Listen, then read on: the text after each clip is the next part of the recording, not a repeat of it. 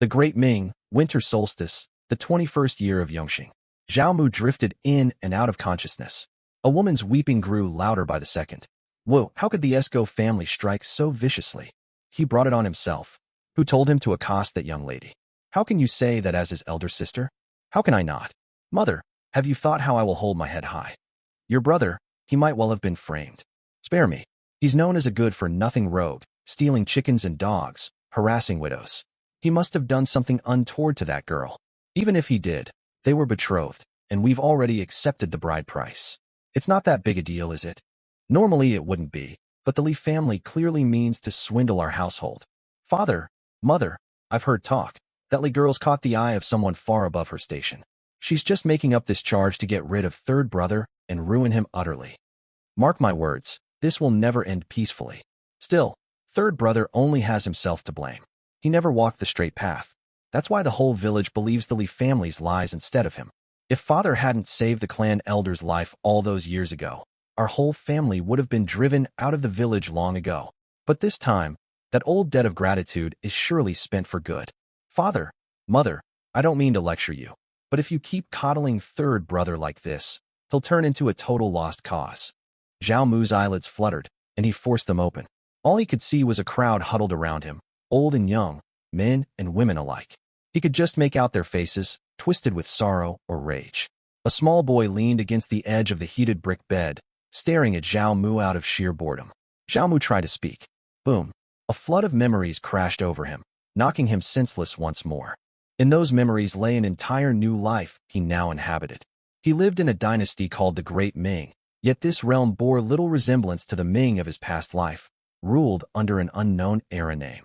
His home was a hamlet called Kailingu. His father, once a soldier turned hunter. His mother, soft-hearted and prone to tears. His domineering elder sister, who loved him beneath her sharp tongue. His honest, hard-working second brother. His petty, bitter sister-in-law.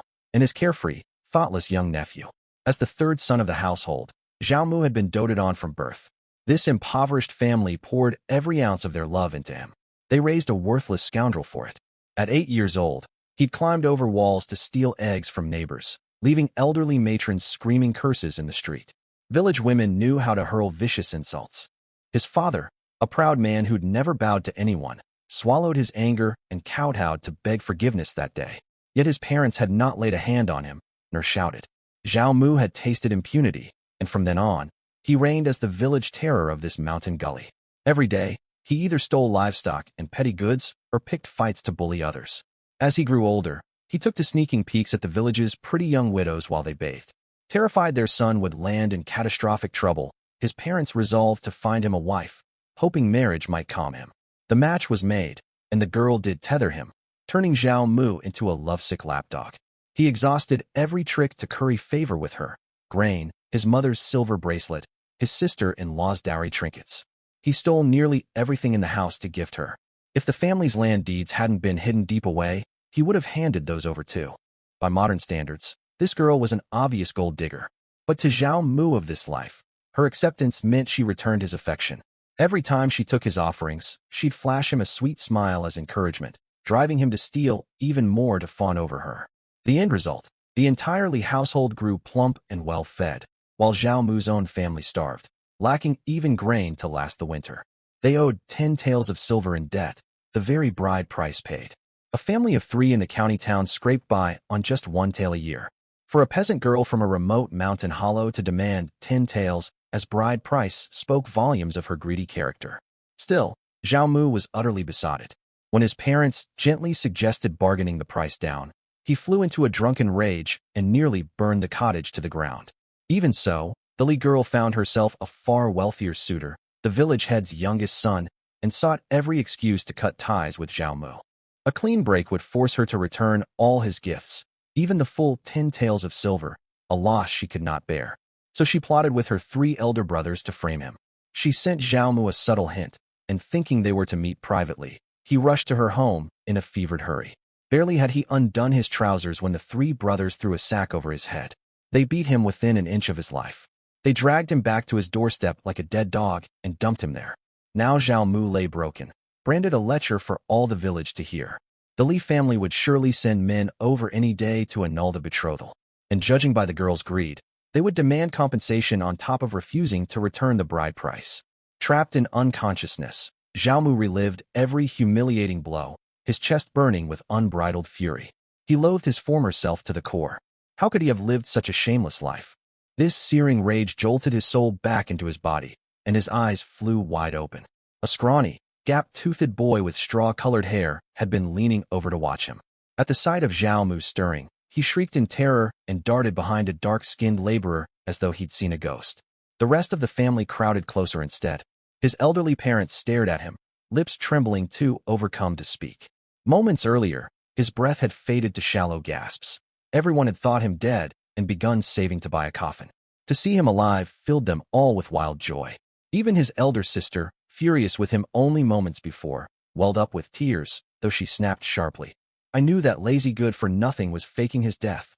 His sister-in-law stepped back with their son to make room for the rest of the family, yet a flicker of clear disappointment crossed her face. Plainly, she'd hoped this burden of a man would die. Only his honest second brother stepped forward, his eyes soft with genuine concern. Third brother, where does it hurt? I'll boil an egg to roll over your bruises. The words sent a fresh wave of agony crashing over Xiaomu, as though his bones would split apart. Those three brothers had struck without mercy. His body would be black and blue for a month. Those wounds were trivial next to his gnawing hunger. Second brother, is there anything to eat? Xiaomu croaked weakly. Silence fell over the room, thick with embarrassment. Every scrap of winter grain had been stolen by Xiaomu and given to the Li family. Not a single grain remained. They had no idea how they would survive the cold months ahead. Watching his stomach growl nonstop, second brother's heart ached. I'll go borrow grain from the village. His wife grabbed his arm and whispered urgently. This is a famine year. No one will lend us any. He'll starve otherwise. He's badly hurt. Going hungry will kill him. Second brother shook her off and hurried out the door. His sister-in-law bit her lip, hot tears spilling down her cheeks, resentment coiling. Always third brother. What of her and their son, who would waste away from hunger? Xiaomu caught her venomous glare and hung his head in shame. His parents hesitated, unsure what to say to defuse the tension. His elder sister, tired of their silence, shot them a sharp look and spoke up. Third brother, I hate to say it, but you crossed the line. Enough. He's only just woken. Can this wait? Their mother cut her off, displeased. Fuming, the elder sister threw up her hands and stormed off, her angry voice echoing from the yard. Spoil him, go on. Spoil him until he's a useless wreck. Don't come running to me when disaster strikes. Not unless he's dead. Xiaomu watched her storm away, overwhelmed with helplessness. That fool of a past self had died and left him with this catastrophic mess to clean up. But first, he needed food. He waited along, while before second brother trundled back, hands tucked inside his sleeves, his face tight with humiliation. Stepping inside, he said guiltily, no one in the village would lend grain. I'll head up the mountain to hunt for wild vegetables or game. You can't. His wife panicked. Dusk is falling. It's far too dangerous up there. Can we let him starve? Second brother snapped. She clung to him and sobbed, refusing to let him leave. What would become of her and their son if her husband was killed on the mountain? Sighing deeply, their father rose to head out himself, only to break into a coughing fit after a few steps. He'd been gored by a wild boar months prior, several ribs fractured and still unhealed. Xiaomu stared at his family, one crippled, one weeping, all drowning in despair. A surge of dread washed over him. This truly was the worst possible start to his new life. Ding! Daily flash sale system successfully bound. Congratulations. Your daily 1 cent is automatically converted to this realm's currency. Congratulations. Today's 1 flash sale item, an AK-47. Xiaomu wondered if the beating had addled his brain. He must be hallucinating. A glowing translucent screen hovered before his eyes, displaying a firearm familiar from countless games, an AK-47. Yet all around him, his family wore tattered, ancient peasant robes. The clash between modern rifle and medieval village left him certain this was a fever dream. Third son, what's wrong? Why are you staring blankly? Don't frighten your mother. His mother, son Lianji, rushed forward and pulled him into her arms, voice thick with tears. I'll fetch the village doctor. Second brother turned to rush out. Xiaomu spoke hoarsely to stop him. Second brother, don't bother. I'm fine. The family had not a copper to spare for a healer. Even if they scraped together payment, what good would old-world medicine do for the beating he'd endured? Modern treatment would only call for rest. Second brother paused, doubtful. Truly all right. I'm fine.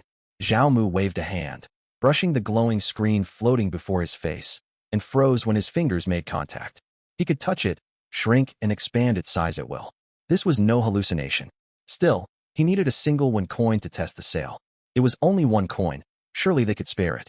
Glancing around their bare, empty cottage, his heart sank. They did not have a single copper between them. Summoning his courage, he mumbled to his mother, "Mother, do you have any money?" "Just one." Son Lianji still held him crying, and answered automatically, "My boy, mother has no coins left. You took every last one." His sister-in-law, standing in the corner, turned livid. She thought of her endless hours weaving cloth for pennies, her husband's back-breaking labor, all their earnings fed to the Li girl, her own dowry stolen away. Now not a crumb of food remained, and the first thing he asked for upon waking was money. It could only mean one thing. He intended to fawn over Li Xiuxiu again, beaten half to death, and still desperate to curry her favor. A spineless cur through and through. She ground a bitter remark between her teeth. A dog can never stop eating filth. Snatching their son's hand, she stormed out of the cottage. Son Lianji glowered at her second son. "What impertinence from your wife! How can she speak so of her own kin?" Second brother forced a bitter smile and mumbled, "She shouldn't have said that, she shouldn't." Outside, his wife heard every word and cried harder. How had she married such a blindly filial fool? Their father sighed and stepped between them to calm the tension. "Enough. Third son is clearly in the wrong. Anyone would grow angry." Son Lianji's eyes blazed, ready to berate her husband, but Zhao Mu tugged her sleeve to stop her. "Mother, leave it be." Only Zhao Mu could quiet his overindulgent mother, and her endless, unconditioned favoritism had spawned the worthless rogue he once was. A doting mother raises a worthless son. His stomach rumbled again. Son Lianji's heart ached for him. Second brother hung his head in despair. Their father sighed, pushing through searing chest pain to head out and scavenge for food. Just then, his elder sister Zhao Cui returned, her face cold as stone.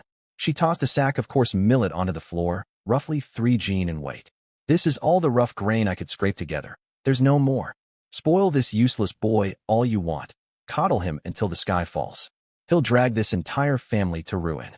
She stormed off, still shouting her grievances, yet everyone knew her harsh words masked a soft heart. Her own in-laws lived in poverty. She'd sent countless supplies back to her natal home over the years. Sacrificing 3 jin of millet now would no doubt bring endless trouble when she returned home. Guilt gnawed at Zhao Mu's chest. How could his past self have been such a terrible son? Their father ached for his daughter, opening his mouth to speak only to fall silent, letting out a long, weary sigh instead. Son Lianji was overcome with awkwardness. "This stubborn girl has a vicious tongue. Zhao Kong, take this grain to your wife, and tell her to cook quickly. We can't let third son starve further." "Very well." Second brother lifted the sack. Once he departed, their father hobbled off to rest, his chest pains too crippling to stand any longer. Left alone, Zhao Mu ached all over and longed to lie back down. Yet Sun Lianji, certain everyone's eyes were off them, slipped her hand into her inner robe and pulled out 2 copper coins, pressing them into his palm. "My boy, these are the savings mother hid." The warm metal of the coins rested in his hand, and Zhao Mu lifted his head to stare at her. Her face, lined and worn from decades of hardship, softened with pure, unselfish love. His throat tightened, tears burning behind his eyes. Even after every terrible thing he'd done, his mother loved him without reservation. His past self had been an unforgivable fool. Emotion crashing over him, he pulled Sun Lianji into a tight embrace, voice breaking with sobs. "Mother, I know I've done wrong. I won't act recklessly ever again. I'll work hard to support this family." Sun Lianji froze. Ever since he'd come of age, he'd treated her with disdain and sharp retorts. This was the first time he'd clung to her so sincerely, and she could feel the genuine remorse. Joy and relief flooded her heart. My good boy, mother believes you, truly I do." She wept happy tears. Suddenly remembering something, she wiped her eyes and hurried out. Second sister-in-law Liang Chun tended the earthen stove, stoking the fire. Sun Lianji approached, a faint proud smile on her face. "Chun, don't speak ill of my third son any longer. He just repented to me, swore he'd bring us fine food and nice clothes." Liang Chun rolled her eyes as she tended the flames, saying nothing, yet thinking bitterly. Only you would believe that lie. Irritated by her daughter-in-law's silence, Sun Lianji decided to go boast to the village neighbors instead. Zhao Mu had not yet done a single thing to prove his remorse, but his apology counted as progress. Her son had seen the error of his ways, Why not share the good news? She would only be met with hollow smiles and sarcastic jabs from the villagers, but she cared not. Inside the cottage, Xiaomu burned with embarrassment at the thought of his mother broadcasting his empty vow before he'd even acted. One should prove their worth before bragging. To boast without results was empty talk. Pushing the embarrassment aside, he turned his attention back to the glowing system screen. He carefully placed one copper coin against its surface. Ding! Congratulations on your successful flash sale purchase. 1 AK-47, 100 rounds of ammunition. Item stored in system warehouse. Available for instant retrieval at any time. Retrieve, Xiaomu whispered tentatively. In the next instant, a heavy, familiar assault rifle materialized in his arms. The cold metal, substantial weight, none of it felt like an illusion. He detached the magazine and racked the bolt, crisp metallic clicks ringing out. It was a sound every man loved to hear, proof the firearm was utterly real. Somehow, in this ancient dynasty, he held a genuine AK-47. Xiaomu twirled the gun in his hands. Most boys were bound to love firearms like this. He could barely wait to head up the mountain. With this thing in his possession, he feared nothing. Muntjac, wild boars, sika deer, tigers, lions, giant black bears, none of them stood a chance against him. This gun would mean endless game for his family, meat on the table every single day. His stomach rumbled loudly. Sharp pangs of hunger dragged Xiaomu back to reality. In his weakened state, holding the gun for even a short while left him gasping for breath, his arms throbbing with soreness. Just then, a warm aroma of cooked rice drifted over. Xiaomu's hunger grew unbearable. He hastily stowed the gun into his system space and craned his neck to stare toward the doorway. Son Lianji stepped inside carrying a bowl of thick congee. Such snobbish lot. What's wrong with my son anyway? He's repented his wrongs. He's bound to be better than their worthless boys. She grumbled bitterly under her breath. Clearly, she'd run into scorn while boasting about him to the neighbors. Given Zhao Mu's terrible reputation in the village, she'd likely gotten an earful of harsh retorts. Seeing how desperately Zhao Mu stared at the bowl, Sun Lianji cut her rambling short, afraid to delay him any longer, and hurried over to feed her son the congee. Zhao Mu refused to be spoon-fed. He snatched the bowl, blew on the hot porridge, and drained it all in one go. The bitter cold of the day melted away. As the hot congee slid down his throat, warmth spread through every inch of his body. With food settling in his stomach, strength slowly returned, and even his aches dulled significantly. Once he felt steady enough to stand, Zhao Mu could not resist climbing down off the Kong to head outside. He wanted to test his gun up the mountain. On top of that, there were 6 mouths to feed at home, yet they only had 3 caddies of brown rice left, barely enough to last 2 days. He could not lie around uselessly any longer. He was the one who dragged this family into ruin. It fell to him to do something to turn their fortunes around. When Sun Lianji saw Zhao Mu get to his feet, she flew into a panic and reached out to steady him.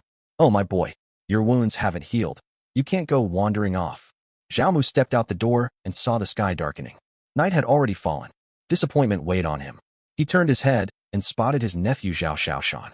The boy was squatting beside the earthen stove, clutching a bowl and sipping something in tiny mouthfuls, as if he were feasting on the most exquisite delicacy. "Curious," Zhao Mu called out. "Xiaoshan, why aren't you drinking inside the house?" Zhao Xiaoshan jumped in fright, nearly dropping his bowl. He scrambled to his feet trembling.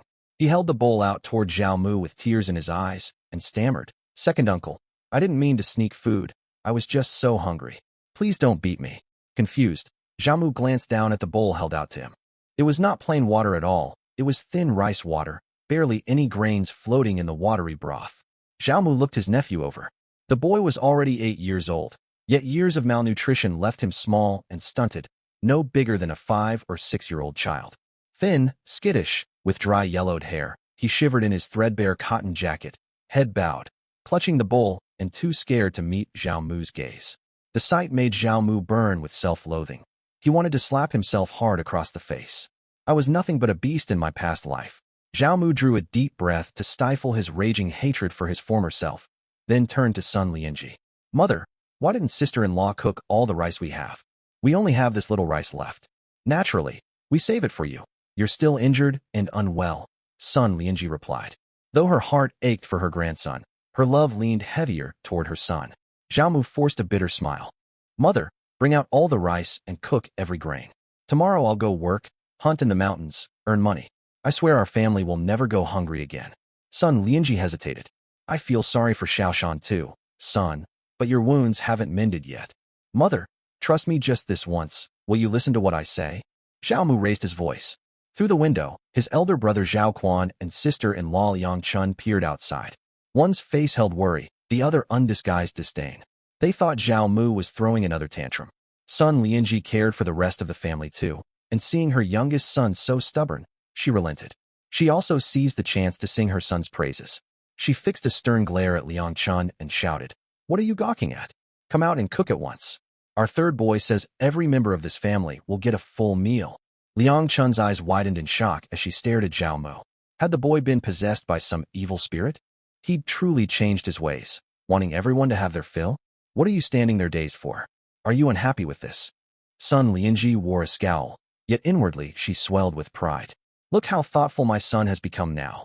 Zhao Mu burned with embarrassment. He thought to himself, Mother, that rice was sent by eldest sister, not money I earned myself. What credit are you claiming for me? Liang Chun was starved as well, and her heart ached for her son. At the mention of cooking all the rice, she rushed outside at once, brushing her mother-in-law's scolding aside. As for whether her brother-in-law was possessed by a ghost, let him be.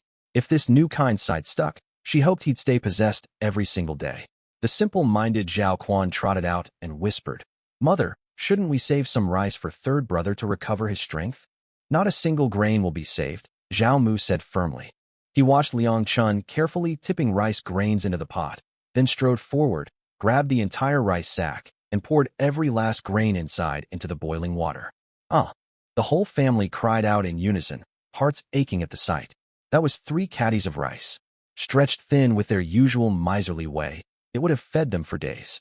How could he dump every bit into the pot all at once? Son Lianji seethed, ready to unleash a stream of rebukes, yet she could not bring herself to snap at her son. Instead, she pointed an angry finger at Liang Chun, about to blame her for fumbling the sack. Zhao Mu quickly stepped between them. Mother, don't take this out on sister-in-law. I poured all the rice myself. Why blame her? Liang Chun had braced herself for a scolding, and her shock deepened as she stared at Zhao Mu. He was defending her now? Once, he'd loved nothing more than watching his mother berate her, even stoking arguments between them for fun. Zhao Mu did not linger to talk with his sister-in-law. He hurried over to support his trembling mother, too furious to speak, and led her back into the room. He knew his mother was not cruel at heart. Her friction with Liang Chun stemmed from the age-old bitter dynamic between mothers-in-law and daughters-in-law, a cycle entrenched by all the outdated rules of their ancient world. Zhao Mu had heard his mother ramble countless times about her own harsh treatment upon marrying into the Zhao household. Her mother-in-law, Zhao Mu's grandmother, had beaten and yelled at her at every turn. Even after being struck during the day, she was forced to wash the old woman's feet at night. Mid-wash, if her mother-in-law's mood soured, she would kick her without mercy. Son Lianji had no choice but to endure it silently. After a lifetime swallowing her own grievances, she had unwittingly passed that harsh treatment down to her daughter-in-law. Still, she was far gentler than her own mother-in-law. She only yelled, never raised a hand to strike Liang Chun. Zhao Mu hated this cycle of cruelty, so he sat his mother down and reasoned with her at length, begging her to be less harsh toward his sister-in-law. Outside the door, Liang Chun listened to every word. Overcome with gratitude to the point of dropping to her knees, she prayed silently. Whoever the spirit, ghost, or deity clinging to my brother-in-law, please stay with him forever. Once the rice finished cooking, the family shared their first bowl of thick congee in nearly a decade. In years past, with Zhao Mu's father bringing home game, the household should have survived.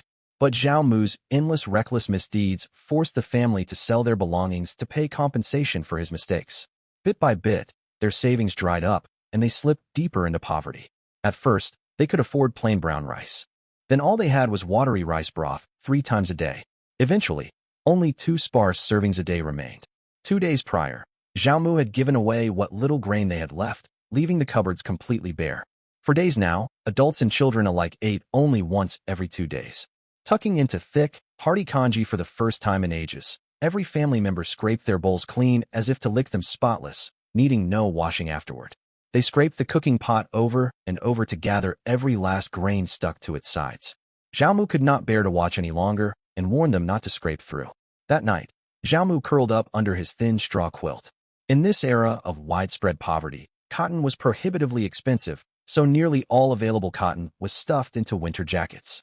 Quilts were filled mostly with straw and reed fluff, offering barely any warmth. Though they had a heated earthen Kong, firewood had to be traded for rice, so they rarely lit the stove. Zhao Mu was luckier than most. His quilt held a small amount of cotton stuffing.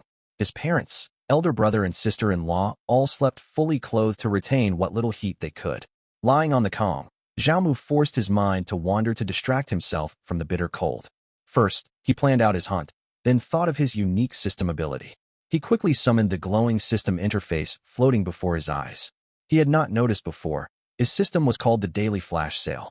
Did that mean a top-tier item could be purchased for a single copper coin each day? Unfortunately, the goods were assigned at random. If he could pick, he would buy tons of rice.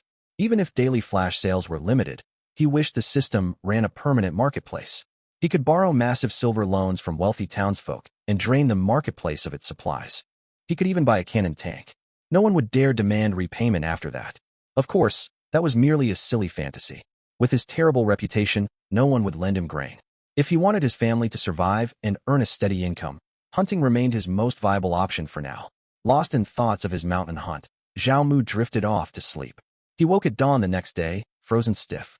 Unable to stand the chill any longer, he pulled on his clothes, resolved to head up the mountain as soon as possible.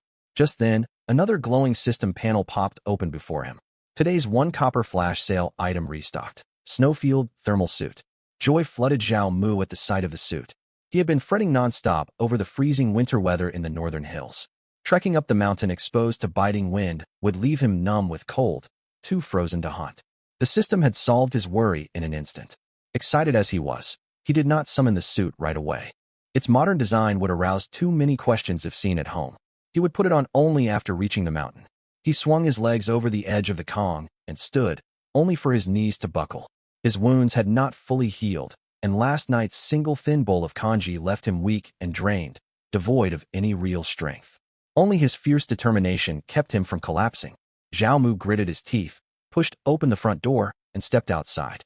The homestead lay silent. No one else had risen yet. It was not laziness. Staying still slowed the body's energy consumption, staving off hunger for as long as possible. The entire village shared this quiet desolation. Few homes had smoke curling from their stoves.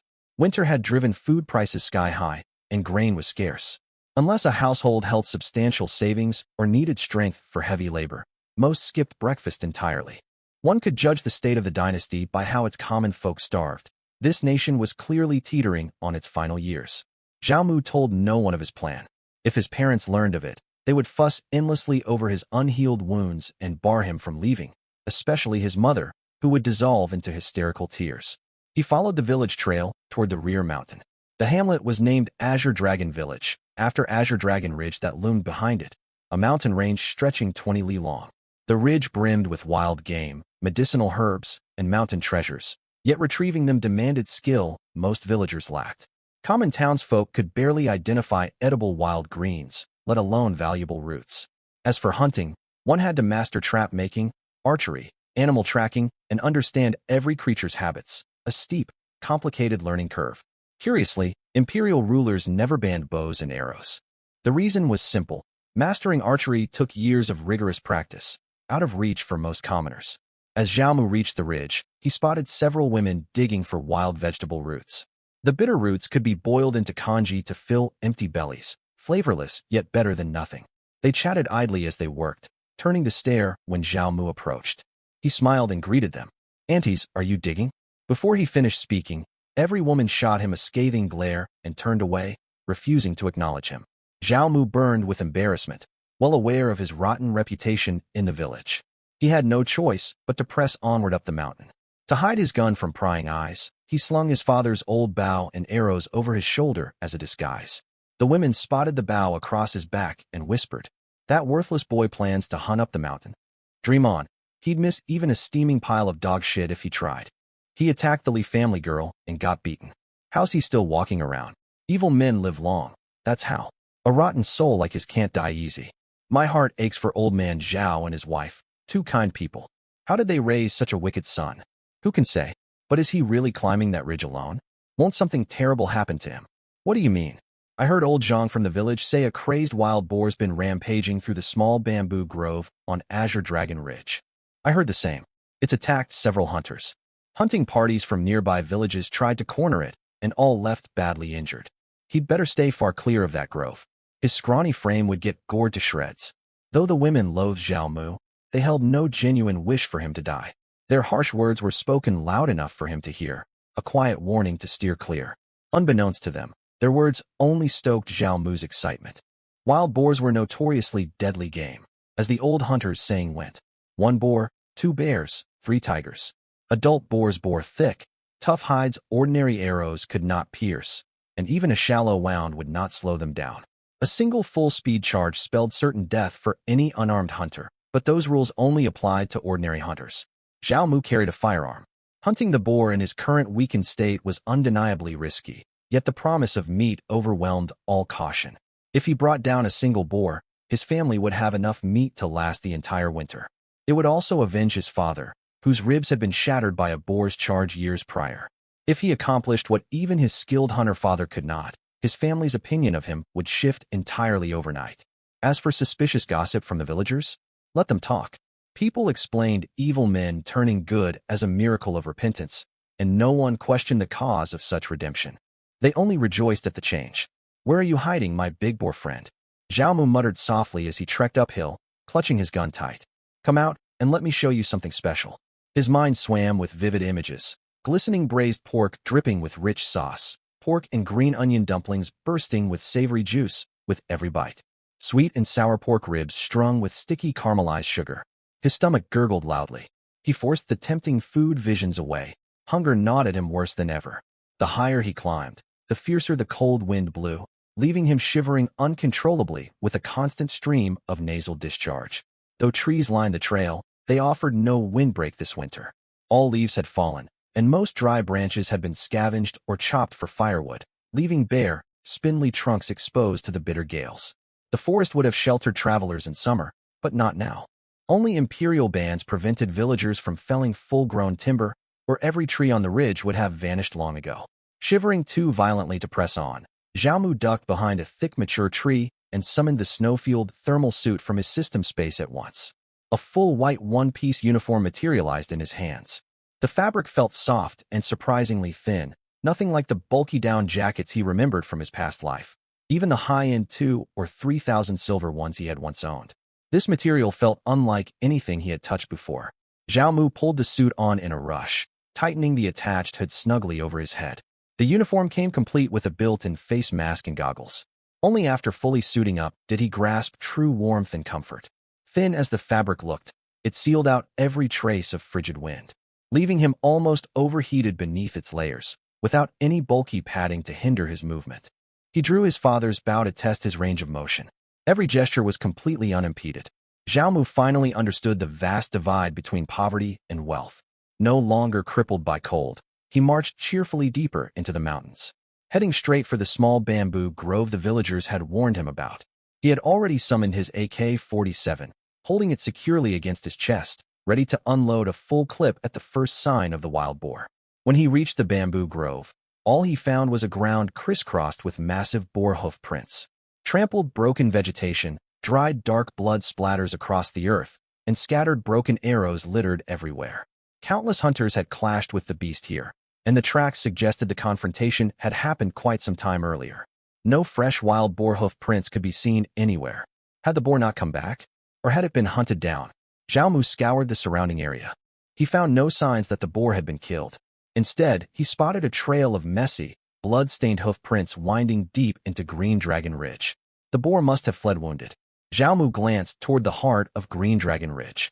The mountains there rose steep and jagged, strewn with loose stones and thick fallen leaves, surely riddled with hidden sinkholes. One wrong step, and disaster would strike. Even with a gun, Zhao Mu dared not venture in for the time being. His body was far too weak to endure the grueling climb. Just walking to the small bamboo grove had left his whole body aching with exhaustion. But then again, the boar had escaped, and there were no other game animals nearby. Was he doomed to return empty-handed? A bitter weight settled in Zhao Mu's chest, and his once high spirits faded into despair. Suddenly, a hoarse cry echoed from afar, something halfway between a donkey's bray and a sheep's bleat. Zhao Mu narrowed his eyes to look. In the distance stood a roe deer beside the bamboo grove, scraping at the ground as if searching for food. Roe deer loved tender twigs and fresh shoots above all else. When starving, They would even gnaw on dry, withered grass buried under the soil. For this reason, their meat was exceptionally tender, with far less rank gamey odor than other wild animals, and packed high in protein. With no pork to be had, it made a fine catch. Truly, roe deer earned their reputation for foolishness. It could clearly see Zhao Mu standing there. Any other beast would have bolted without a second thought. Yet it continued rooting for food, oblivious. Without hesitation, Zhao Mu raised his gun and pulled the trigger at the deer. 3 deafening blasts rang out in quick succession. Flame erupted from the muzzle as spinning bullets tore forward. They struck the deer square in the head, blowing its skull clean apart. His aim had been true, but the bullet carried far too much power. Thankfully, it was only a roe deer. If it had been a pheasant, the bird would have been reduced to nothing but flying shreds of meat. He would have to stick to hunting larger game from now on, he thought. Zhao Mu quickly stowed his gun, stepped forward, and pulled 2 arrows from his pouch to drive them deep into the deer's carcass. If anyone asked about its shattered head, he could claim he'd smashed it afterward to make sure the beast was truly dead. After covering up the bullet wound, he pulled out the rope he'd brought, tied the roe deer securely, and slung it over his shoulders to head down the mountain.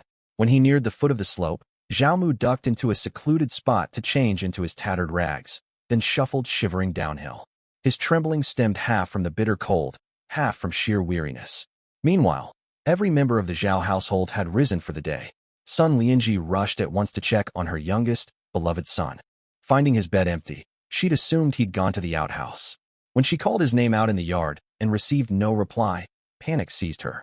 She hastily told Zhao Quan and Liang Chun to search the house top to bottom. The couple combed every corner of the home and yard, yet found no trace of him. As Sun Lianji fretted over where her boy might have gone, Liang Chun whispered uneasily. Could the third boy still be set on seeing Xiao again, unable to let go? Zhao Quan's face darkened. It's more than possible. Third brother has never gotten overly Xiao. He's probably gone to apologize, hoping to patch things up. Sun Lianji's heart twisted with anxiety and anger. Foolish boy. The Li family clearly set out to swindle him, yet he runs over to beg forgiveness. What if they beat him again? The 3 stood there, frantic and at a loss for what to do. Then old man Zhao stepped outside, one hand pressed to his aching chest, the other clutching a firewood hatchet. His face stony as he strode toward the gate. Come, we're going to the Li household. Husband, your body can't take this strain. I'm fine. Let's go. A cold, menacing glint filled old man Zhao's eyes as he marched forward with the hatchet. Zhao Quan hurried after him, fearing trouble, and Sun Lianji trailed close behind. When they reached the Li family's courtyard gate, old man Zhao rapped the wood with his hatchet. A woman's shrill voice called from inside. Who's there? Li family, this is Zhao Dezhu. Is my son Zhao Mu at your home? Old man Zhao demanded in a heavy, gruff tone. The words sent a sharp jolt through his injured torso, and he coughed violently, his brows drawn tight in agony. The gate creaked open with a clatter, and a long-faced woman stepped out. Sharp-tongued and venomous, she launched straight into a tirade. Are your lot out of your minds? Why come rummaging our house for your son? This isn't a mass grave. We've no reason to harbor that boy of yours. How dare you speak such rubbish? Sun Lianji snapped, furious. Zhao Quan seethed too, thick veins bulging on his forehead. The woman's words implied his brother belonged in an unmarked grave. Chang Yu shot Sun Lianji a sneering sideways glance and drawled sarcastically. That little beast you raised is nothing but trouble. Get off my land before you sully our doorstep. Folks will think we're mixed up with your wretched family. Sun Lianji ground her teeth. We have ties. Our children were formally betrothed. At this, Chang Yu spotted a crowd of neighbors gathering to watch the commotion and raised her voice to a piercing shriek. Have some shame. My Xiao is beautiful, gentle, and virtuous. Suitors queue all the way to the county town begging for her hand. What of your Zhaomo? A thief and a layabout. Nothing but a village thug. How could a good girl like mine ever be promised to trash like him? But your family accepted our betrothal gifts and cartloads of grain. Sun Lianji tried to defend herself. Chang Yu curled her lip in contempt. Where's your proof? Even if you have any, you threw those goods at us begging for our favor. We never asked for a thing. Her shameless attitude infuriated Sun Lianji beyond words. She pointed a trembling finger at Chang Yu, unable to utter a single retort. Watching his mother's rage boil over, Zhao Quan rolled up his sleeves, ready to throw a punch. Chang Yu stood unafraid, jutting her neck out as if daring him to strike. She feared no fight. Her household housed 3 strapping grown sons ready to back her. The surrounding villagers merely watched on, none stepping in to calm the argument. After all, Zhao Mu had crossed nearly every household in the village at one point or another. Zhao Dezhu drew a deep breath, clamping a hand down on his eldest son's shoulder to rein in his fury. I will ask one last time. Is Zhao Mu here? He's not. And tell that good-for-nothing wastrel to stay far from our home. Anyone who associates with him will only meet misfortune. Chang Yu spat on the ground and moved to slam the gate shut. Just then, a confused voice called out from the distance. Father, mother, what's going on here? Everyone from the Zhao household and the onlooking villagers turned to the sound. Chang Yu continued her sneering taunt. Well, look who's back. No doubt he's been pestering some young girl again. Her words died in her throat, her mouth falling open in stunned shock, her face flushing crimson. Zhao Mu was walking toward them, a full roe deer slung across his shoulders. Zhao Mu stared blankly at the gathered crowd, while they stared back in stunned disbelief. Where had the boy gotten a roe deer? Real meat, fresh meat. In these lean times, folks dared not even fill their bellies with breakfast. Midday and evening meals amounted to thin bowls of coarse grain porridge. Save for the village head's well-off household and the pedantic scholarly Wen Yuan, all other families tasted meat barely a handful of times each year. This roe deer, though headless, would still yield roughly 30 jin of pure meat once bones were removed. 30 whole jin of meat. The villagers' breathing grew heavy, their eyes burning with naked envy as they stared at Zhao Mu. Son Lianji rushed straight to her youngest son, barely glancing at the deer as worry clouded her eyes. Third boy, where have you been? I couldn't sleep from hunger, so I headed up the mountain to hunt. Caught this roe deer. Mother, what's all this commotion about? Zhao Mu eyed the huddled crowd suspiciously. The moment son Lianji heard he'd gone hunting, all other worries fled her mind. She circled him frantically, patting him down for injuries. Your wounds haven't fully healed. How could you climb the mountain to hunt? Are you hurt anywhere? Let mother look you over. Zhao Mu sighed helplessly, about to say he was unharmed, when Zhao Dezhu stepped forward and murmured, Enough. Let's head home at once. All right. Zhao Mu followed his father toward their house. Zhao Quan hesitated, wanting to take the deer off his brother's shoulders, yet daring not to touch it. He knew full well his younger brother had never once succeeded at hunting before and suspected the deer had been stolen. Though roe deer were not livestock to be pilfered, he had no doubt Zhao Mu was capable of trickery and theft to get what he wanted. Zhao Dezhu harbored the same suspicion, which was why he was eager to hurry home. Otherwise, he would have paraded his son and the game through the whole village to show off. Just as they prepared to leave, Chang Yu, equally ravenous at the sight of the venison, let out a shrill yell. Stop right there. Zhao Mu, where did you steal that roe deer? The crowd's expressions shifted instantly. Their envy faded as they recalled Zhao Mu's usual rogue antics, and doubt spread across every face.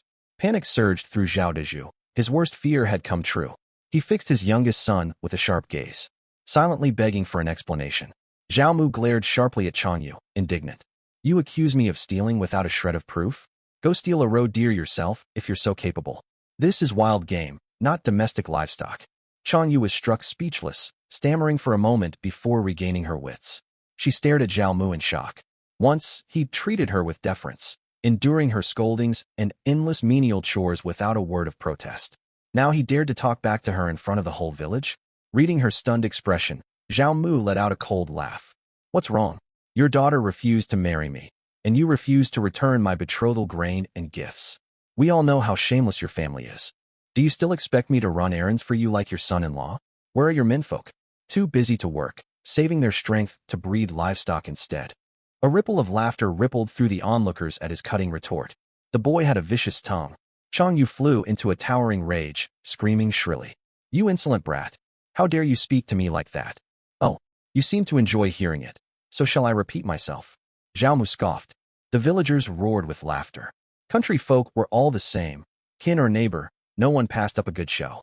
The Li family could not bear the humiliation.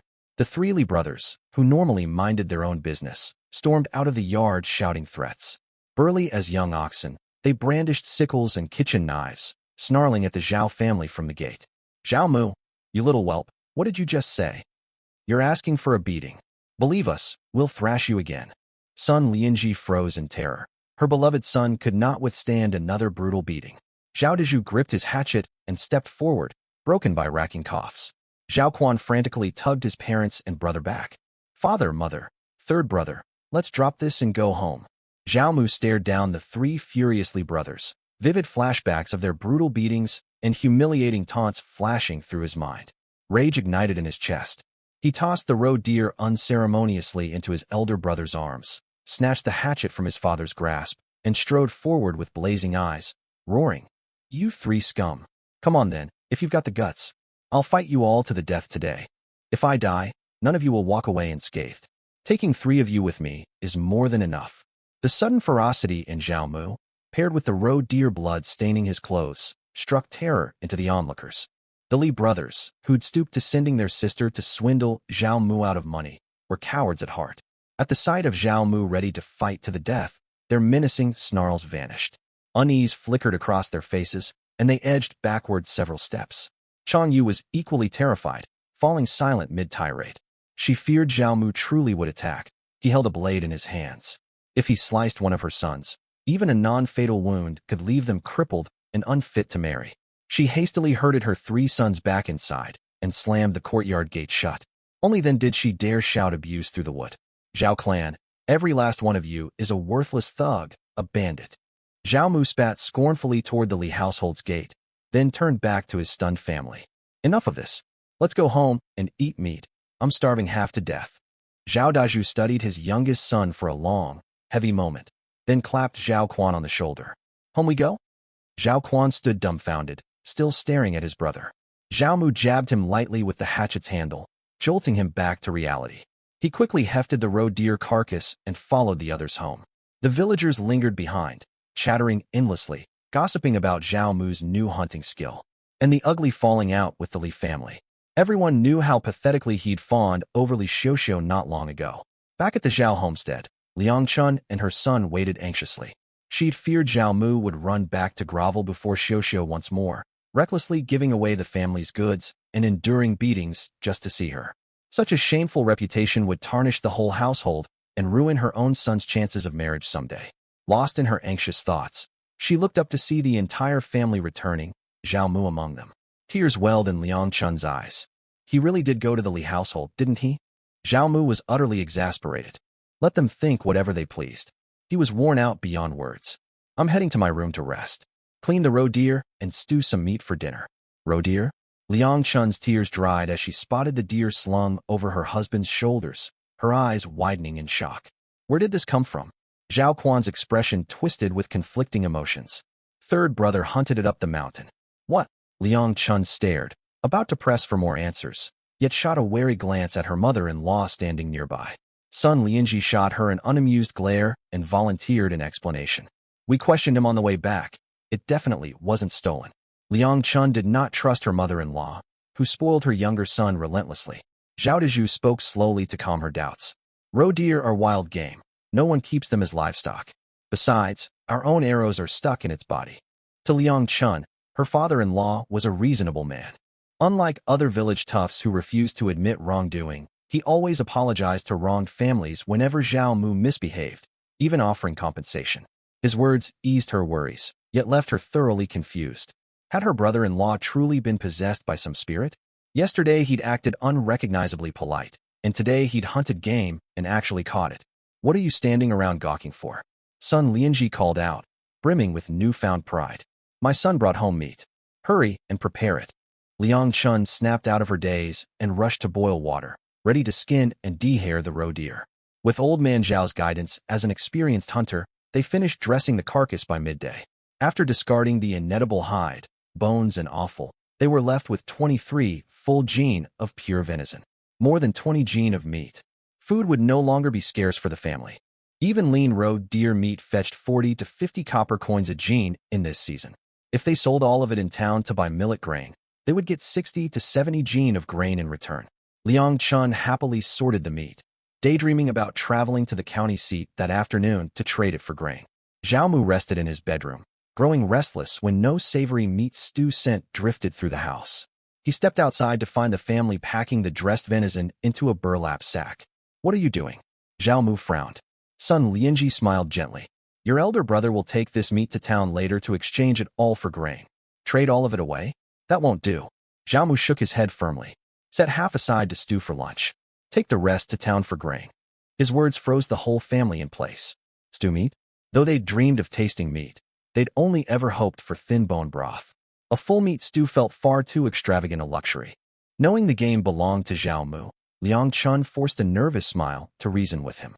Third brother, we barely have any grain left. We ought to. Zhao Mu flatly rejected their plan. He understood their frugal, thrifty mindset, yet with fresh game in hand, there was no need to scrape by so ruthlessly. I know we're short on grain, which is why half goes to trade for millet. The rest we must eat. How will we keep our strength otherwise? I'm heading back up the mountain to hunt tomorrow. Do you expect me to hunt on an empty stomach? First and foremost, the whole family needed to replenish their emaciated bodies, especially his young nephew, the scrawny little boy hovering beside the deer bones, swallowing hard at the mere thought of meat. If the child went without nourishment much longer, his years would be numbered. Liang Chun thought such reckless spending was no way to run a household. Zhao Quan looked torn and conflicted. Son Lianji's heart filled with dread at the thought of her son climbing the mountain to hunt again. Only Zhao Dezhu stared at Zhao Mu as if gazing at a complete stranger. A heavy silence hung over the family for a long moment. Zhao Dezhu spoke first, his voice low and laced with a cold edge. Third boy, do you even remember your grandfather's name? Zhao Dazhuang. Zhao Mu rolled his eyes. Father, I'm not possessed, nor have I lost my wits. All I want is to live a decent, peaceful life. Liang Chun muttered softly under her breath. If you truly want a good life, we ought to trade meat for grain. Seeing reasoning with them was pointless, Zhao Mu let out a helpless sigh and dropped all pretense of civility. Let me make this clear. If any of you stop me from eating meat, I'll take whatever grain we trade back and give it all away to strangers. Mark my words. The entire family was instantly stricken with fright. At the same time, they realized this was the Zhao Mu they knew, threatening his own kin at every turn. The reformed, docile version of him they'd seen earlier had been far more terrifying. Zhao Dezhu relented, forcing a bitter smile. We'll do as third boy says. Keep half the meat to stew for ourselves, and take the rest to town to exchange for grain. Liang Chun's heart ached at the thought, yet she had no choice. Her father-in-law had spoken. She dared not argue further. Otherwise, her mother-in-law would fly into a rage. In this household, the matriarch held elders' authority in the highest regard. Even Zhao Quan, the eldest son, never dared contradict the older generation. Only Zhao Mu had the gall. Thanks to his outburst, the whole family would get to eat meat today. Since they were stewing meat, they might as well fill their bellies before heading into town. Liang Chun set a pot over the fire and poured in water. She was about to toss the raw meat straight in without blanching it, when Zhao Mu hurried over and shooed her aside to take over the work himself. He had no intention of eating meat reeking of raw gaminess and unpleasant odors. He blanched the meat and skimmed off all the bloody scum floating on the surface. Liang Chun's heart twinged with agony, watching him waste good broth like that. Surely such recklessness would bring divine retribution. Son Lianji stared on in shock. Son, why pour out perfectly good meat broth? That's not broth. I'm drawing out all the grime and foul flavors trapped in the meat, Zhao Mu explained. Zhao Quan tugged the corner of his mouth. Third boy, that's plain meat stock. Where on earth did you learn to cook such a wasteful way anyway? I picked it up in town, asking chefs for tips when I dined out there once. Zhao Mu lied without hesitation. The whole family nodded in sudden understanding. Zhao Mu used to roam the streets constantly, carousing with ruffians and drinking and feasting in town. It stood to reason he'd crossed paths with a few restaurant cooks. Only city chefs would cook with such extravagant methods. Liang Chun seethed inwardly. What was a farmer boy like him thinking, aping the fancy lifestyles of townsfolk? Still, recalling how aimlessly he'd wasted his days before, she supposed this new habit wasn't entirely out of character. Even Zhao Dezhu relaxed a little at this explanation. As he prepared the meat, Zhao Mu watched everyone's reactions closely. He noticed that when he acted domineering and unreasonable, they all relaxed far more easily. He heaved a long, weary sigh. Truly, prejudice in men's hearts is an unshakable mountain. It would take plenty of time to wear away. Zhao Mu grumbled silently to himself, then turned to grab seasonings, only to pause mid-step and call out, Sister-in-law, bring me the condiments. Coming. Liang Chun hurried over, carefully carrying an earthen jar that held barely a pinch of salt left at the bottom. The large block of salt inside was clearly contraband private salt. Dealing in unlicensed salt was illegal, but the villagers scraped by on so little they had no choice but to ignore the law. As for other spices, there were none to be found at all. Even cooking oil was reduced to a tiny dreg at the bottom of its bottle. The whole family winced in distress as Zhao Mu poured generous dollops of oil and handfuls of salt into the pot. Yet once the rich aroma of stewed meat wafted through the air, none of them could utter a word of complaint. They only swallowed mouthfuls of saliva greedily. An irresistible savory scent billowed from the thick meat broth, and the courtyard echoed with the sound of constant swallowing. The neighboring families suffered terribly from the temptation. They cursed under their breaths.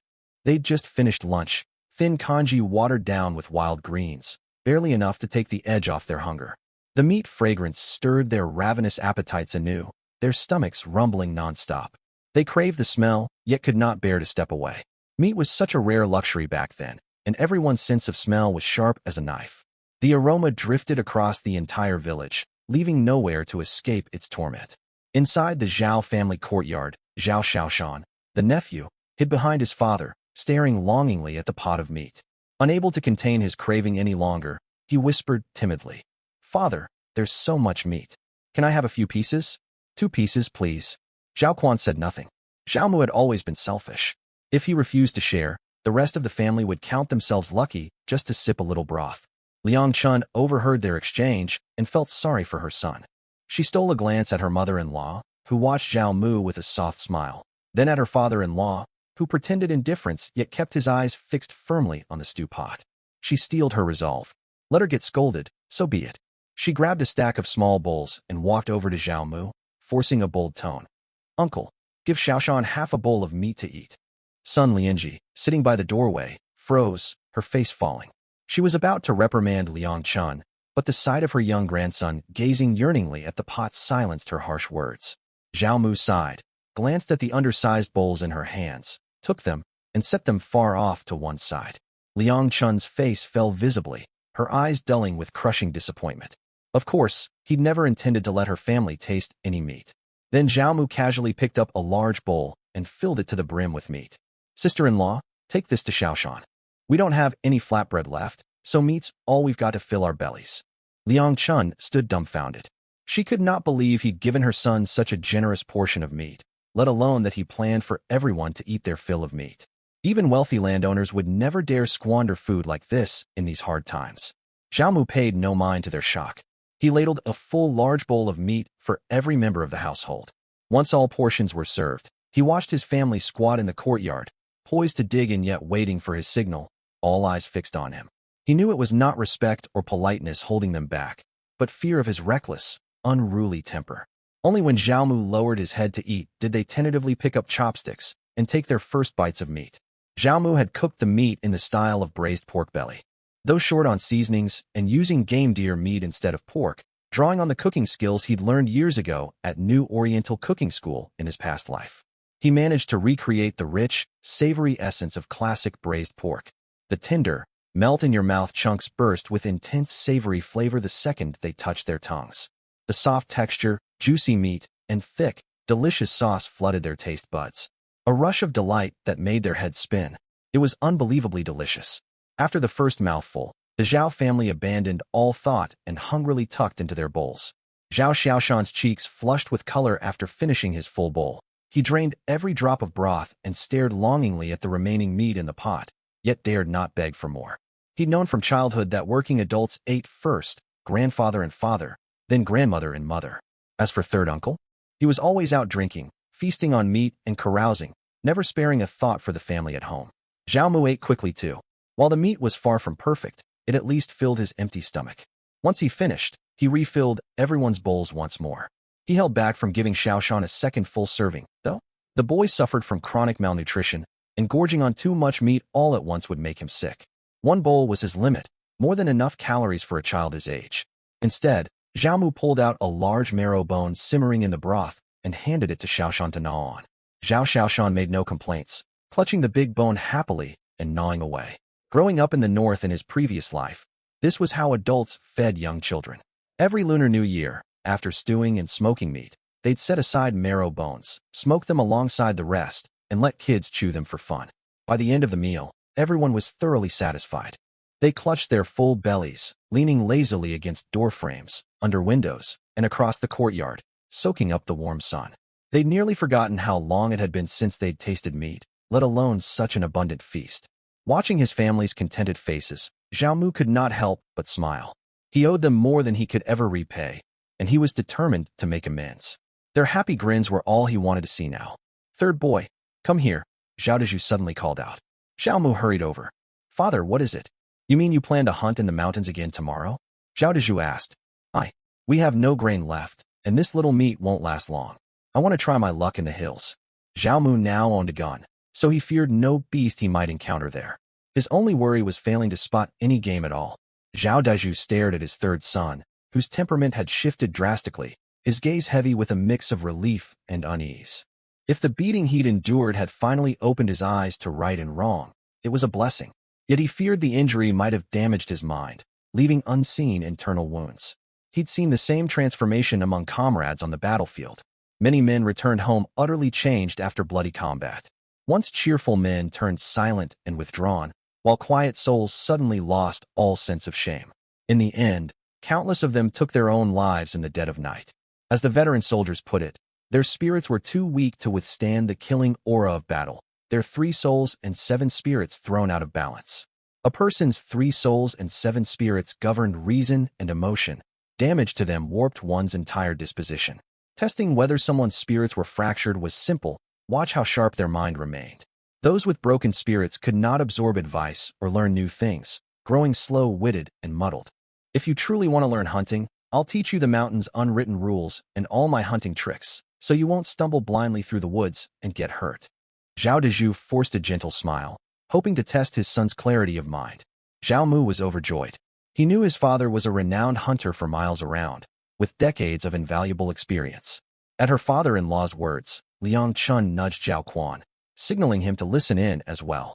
Zhao Quan huffed and turned back to sunbathe. He'd grown up surrounded by his father's hunting lessons. If he'd had the talent for it, he would have become a hunter long ago instead of a farmer. Liang Chun seethed at her husband's foolish, simple-minded stubbornness. That was precisely why her parents-in-law favored her quick-witted brother-in-law so much. Son Lianji, for her part, secretly wished Zhao Mu would abandon hunting entirely. The mountains were far too dangerous. Yet neither man paid her any heed. Father explaining and son listening intently as they lost themselves in the lesson. None of it meant for him. Before a cup of tea had cooled, he'd nodded off completely. Liang Chun had intended to eavesdrop and later pass the knowledge on to her son, yet she too soon grew drowsy. The couple leaned against one another and fell fast asleep beneath the window. Son Lianji rolled her eyes in exasperation and woke them, sending the pair to town to trade meat for grain. They fled like prisoners pardoned, relieved to escape the lecture. That night, they returned with grain. Crop failures had driven grain prices sky high, yet meat had inflated even more steeply. If the slow-witted Zhao Quan had gone alone, he would have accepted whatever meager grain the merchants offered without a word of protest. Fortunately, Liang Chun had accompanied him. Though she was thrifty and petty by nature, every penny she haggled over was for her family's survival. She'd worn her cheeks raw bargaining shamelessly and managed to barter for an extra 10 caddies of grain. All told, they brought home 80 caddies of millet. Coarse, unpolished grain it might be, yet it would feed the household for a good while. They arrived home after dark. Liang Chun barely had time to rejoice before Zhao Mu ordered her to cook thick congee and bake flatbreads. Everyone must eat their fill. 4-6 family members to eat their fill plus bake bread. A single meal would devour 3 to 5 caddies of grain, a luxury no household could afford. Liang Chun shot a desperate glance at her husband, then cursed herself for looking to such a blockhead for help, turning instead to her parents-in-law. Zhao Dezhu hesitated and tried to reason with him. Third boy, there's no need to waste so much grain. Oh, so we're not allowed to eat? Zhao Mu threw a tantrum at once. Fine, if none of you want it, I'll give all the grain away to strangers then. We'll eat it. Start cooking right this instant. Liang Chun jolted and rushed to the kitchen without delay. The whole family united as one in an instant. They had no doubt the reckless boy would truly give their grain away if denied. Once more, the whole family feasted to their heart's content. Some stewed meat remained from noon, and they stuffed pieces between flatbreads, grease dripping down their chins, sipping thick congee between bites. To them, even emperors could not enjoy a finer meal. Full of conflicting pangs of guilt and pure bliss, they finished eating and retreated to their separate rooms. Old man Zhao had made a decent life for himself after returning from military service, single-handedly building 3 connected cottages. Unlike other families, where 9 people crammed onto one shared bed under a single quilt, each small household here had their own space. Zhao Quan's family of 3 returned to their room. Liang Chun sighed emotionally. This has been the most comfortable day I've had since marrying into your family. Zhao Quan said nothing, glancing at his son who'd gorged himself and fallen fast asleep. Chun, I think I've overeaten and my stomach's heavy. Zhao Quan coughed softly. Liang Chun shot him an amused glare. Look at you, so easily satisfied. Though I ate plenty too. I could rub your stomach for you. That's not what I meant. How about we move around a little to aid digestion? Zhao Quan whispered with a lecherous grin. Liang Chun caught his meaning instantly, her cheeks blazing red as she shot him another flirtatious glance full of coquetry. Without a word, she climbed onto the brick Kong, undressed, and slipped under the quilt. Keep your voice down later. Right away. Zhao Quan stripped off his clothes in a flurry and climbed atop her. The three cottages stood side by side. Zhao Quan's on the left, Zhao Daiju and son Lianji's in the middle, and Zhao Mu's on the right. The young couple tried their best to stay quiet, but the rammed earth walls carried every sound straight to the elder pair's ears.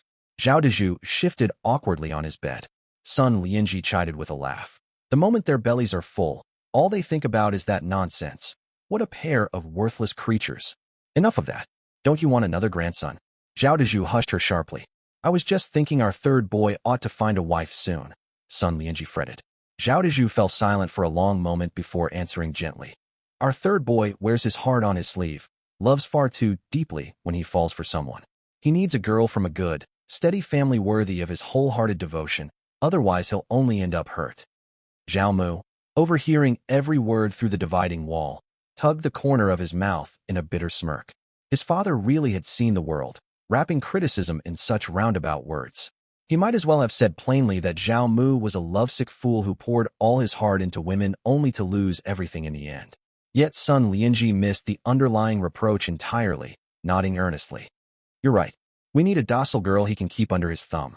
Zhao Mu fell silent, defeated.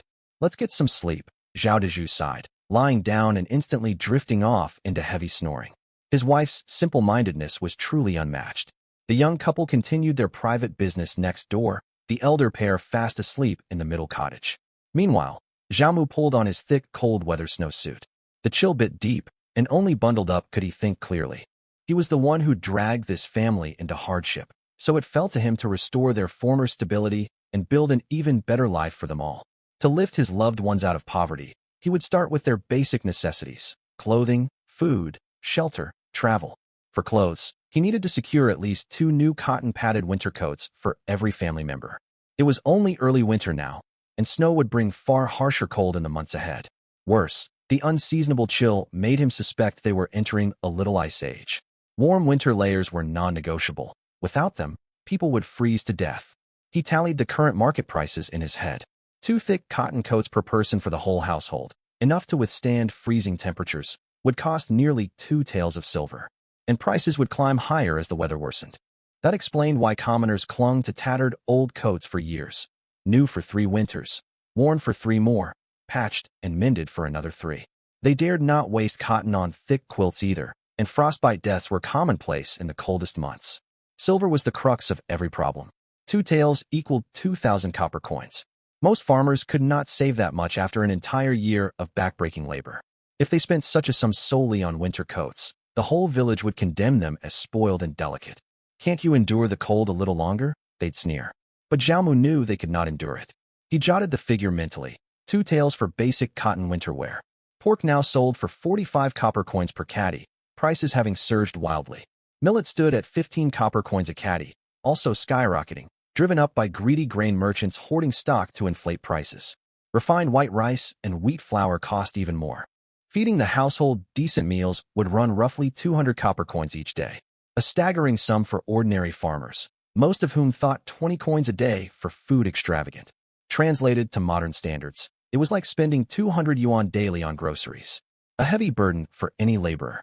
Even this was not enough in Zhao Mu's eyes. Annual food costs alone would hit 8 taels of silver. Then there was shelter. A proper home with blue brick tile roofing and a private courtyard would set him back 50 to 80 taels.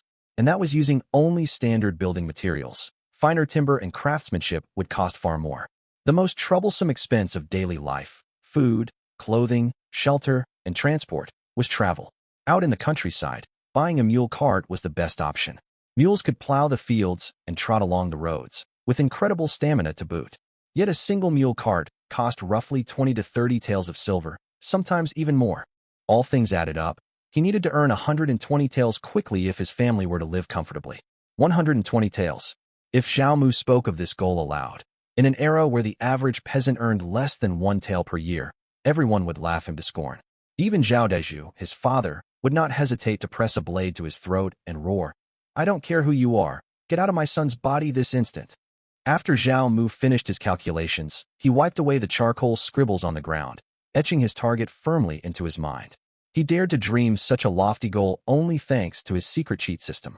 Now he simply waited for midnight to arrive, curious what valuable item he might snap up at a one-when flash sale next. The hours ticked by, and he drifted off to sleep while waiting. When he woke the next morning, Zhao Mu rushed to open the glowing system panel. Today's one-when flash sale item, electronic fish attractor. Electronic fish attractor. When submerged, it automatically releases special scents, light, and sound signals to draw schools of fish. Zhao Mu broke into a grin. At the foot of Azure Dragon Ridge ran the Batong River, its name meaning thoroughly connected waterways, a reference to its long, winding tributaries that spread far and wide. The river teemed with fish of all kinds. The trouble was winter had set in. Most fish had swum downstream to warmer southern waters, while the rest hid deep beneath the surface, refusing to rise. Even seasoned veteran fishermen struggled to catch or hook a single fish this time of year. This electronic fish attractor changed everything. The ignorant fish of ancient times had never laid eyes on such futuristic technology. They'd fall for it instantly. It was a shame he didn't have electrofishing gear, though. That device wreaked terrible havoc on aquatic ecosystems, akin to draining a pond to catch all its fish. Even if he owned one, he'd never dare use it. It was like the difference between hunting with a bow and setting the whole mountain ablaze. The latter would destroy livelihoods for generations to come. Now that he had the gadget, the only problem was acquiring the one when required to purchase it. His mother had given him 2 copper cash earlier, which he'd already spent entirely. Zhao Mu steeled his resolve to beg money from his father. He pushed open the door and spotted his father resting, creeping over to whisper, "Father, do you have any money on you?" Zhao Deju had actually been awake for ages, choosing to lie still to conserve strength and speed his recovery. Zhao Mu's question jolted him wide awake. His son had pulled this trick countless times before, begging for money at dawn to carouse with local layabouts, treating them to feasts, and squandering the family's savings just to play the generous fool. Those idlers called him Brother Mu to his face, yet snickered at his stupidity behind his back. He'd thought his son had turned over a new leaf after hunting up the mountain yesterday, only for him to come begging for cash again. He sighed heavily. "I've only half a qian of silver left. That's our family's last reserve, set aside for emergencies. That's more than enough." Zhao Mu's eyes lit up. "I'll earn every bit of it back for you by nightfall." Zhao Deju trembled violently, staring wide-eyed at his son, voice shaking. "Since when did you pick up the vice of gambling?" "It's not gambling. I plan to go fishing," Zhao Mu explained. "Why do you need money to fish?" Zhao Mu was caught off guard by the question. Thinking fast, he hastily made up an excuse. "Fishing requires a net, and we don't own one. I'll have to pay someone to borrow theirs." The logic sounded reasonable, yet Zhao Deju remained skeptical. Next door, Liang Chun had also woken early, overhearing the hushed conversation through the wall. She nudged her husband Zhao Quan. "Hey, third son's begging father for money. I told you a leopard can't change its spots." Zhao Quan had heard every word too, seething with irritation. He'd thought his younger brother had mended his ways yesterday, bringing home game to fill the family bellies. How could he revert to his old tricks overnight? Liang Chun urged him. "Go next door and stop father from giving him money, or it'll all go to waste." "How am I supposed to talk him out of it? Mother will scream my head off." Zhao Quan shook his head repeatedly. At the mention of their mother-in-law, Liang Chun lost her nerve, yet still fumed at Zhao Mu's foolishness. "You're her son too. Why does third son get whatever he wants? Didn't you hear father say that's all the savings we have? If anyone in this household falls ill, we'll need that silver for medicinal herbs. What if third son gambles it all away?" Liang Chun shoved Zhao Quan relentlessly. Zhao Quan rolled over, turning his back to his wife and grumbling. "Third son says he's going fishing, not gambling.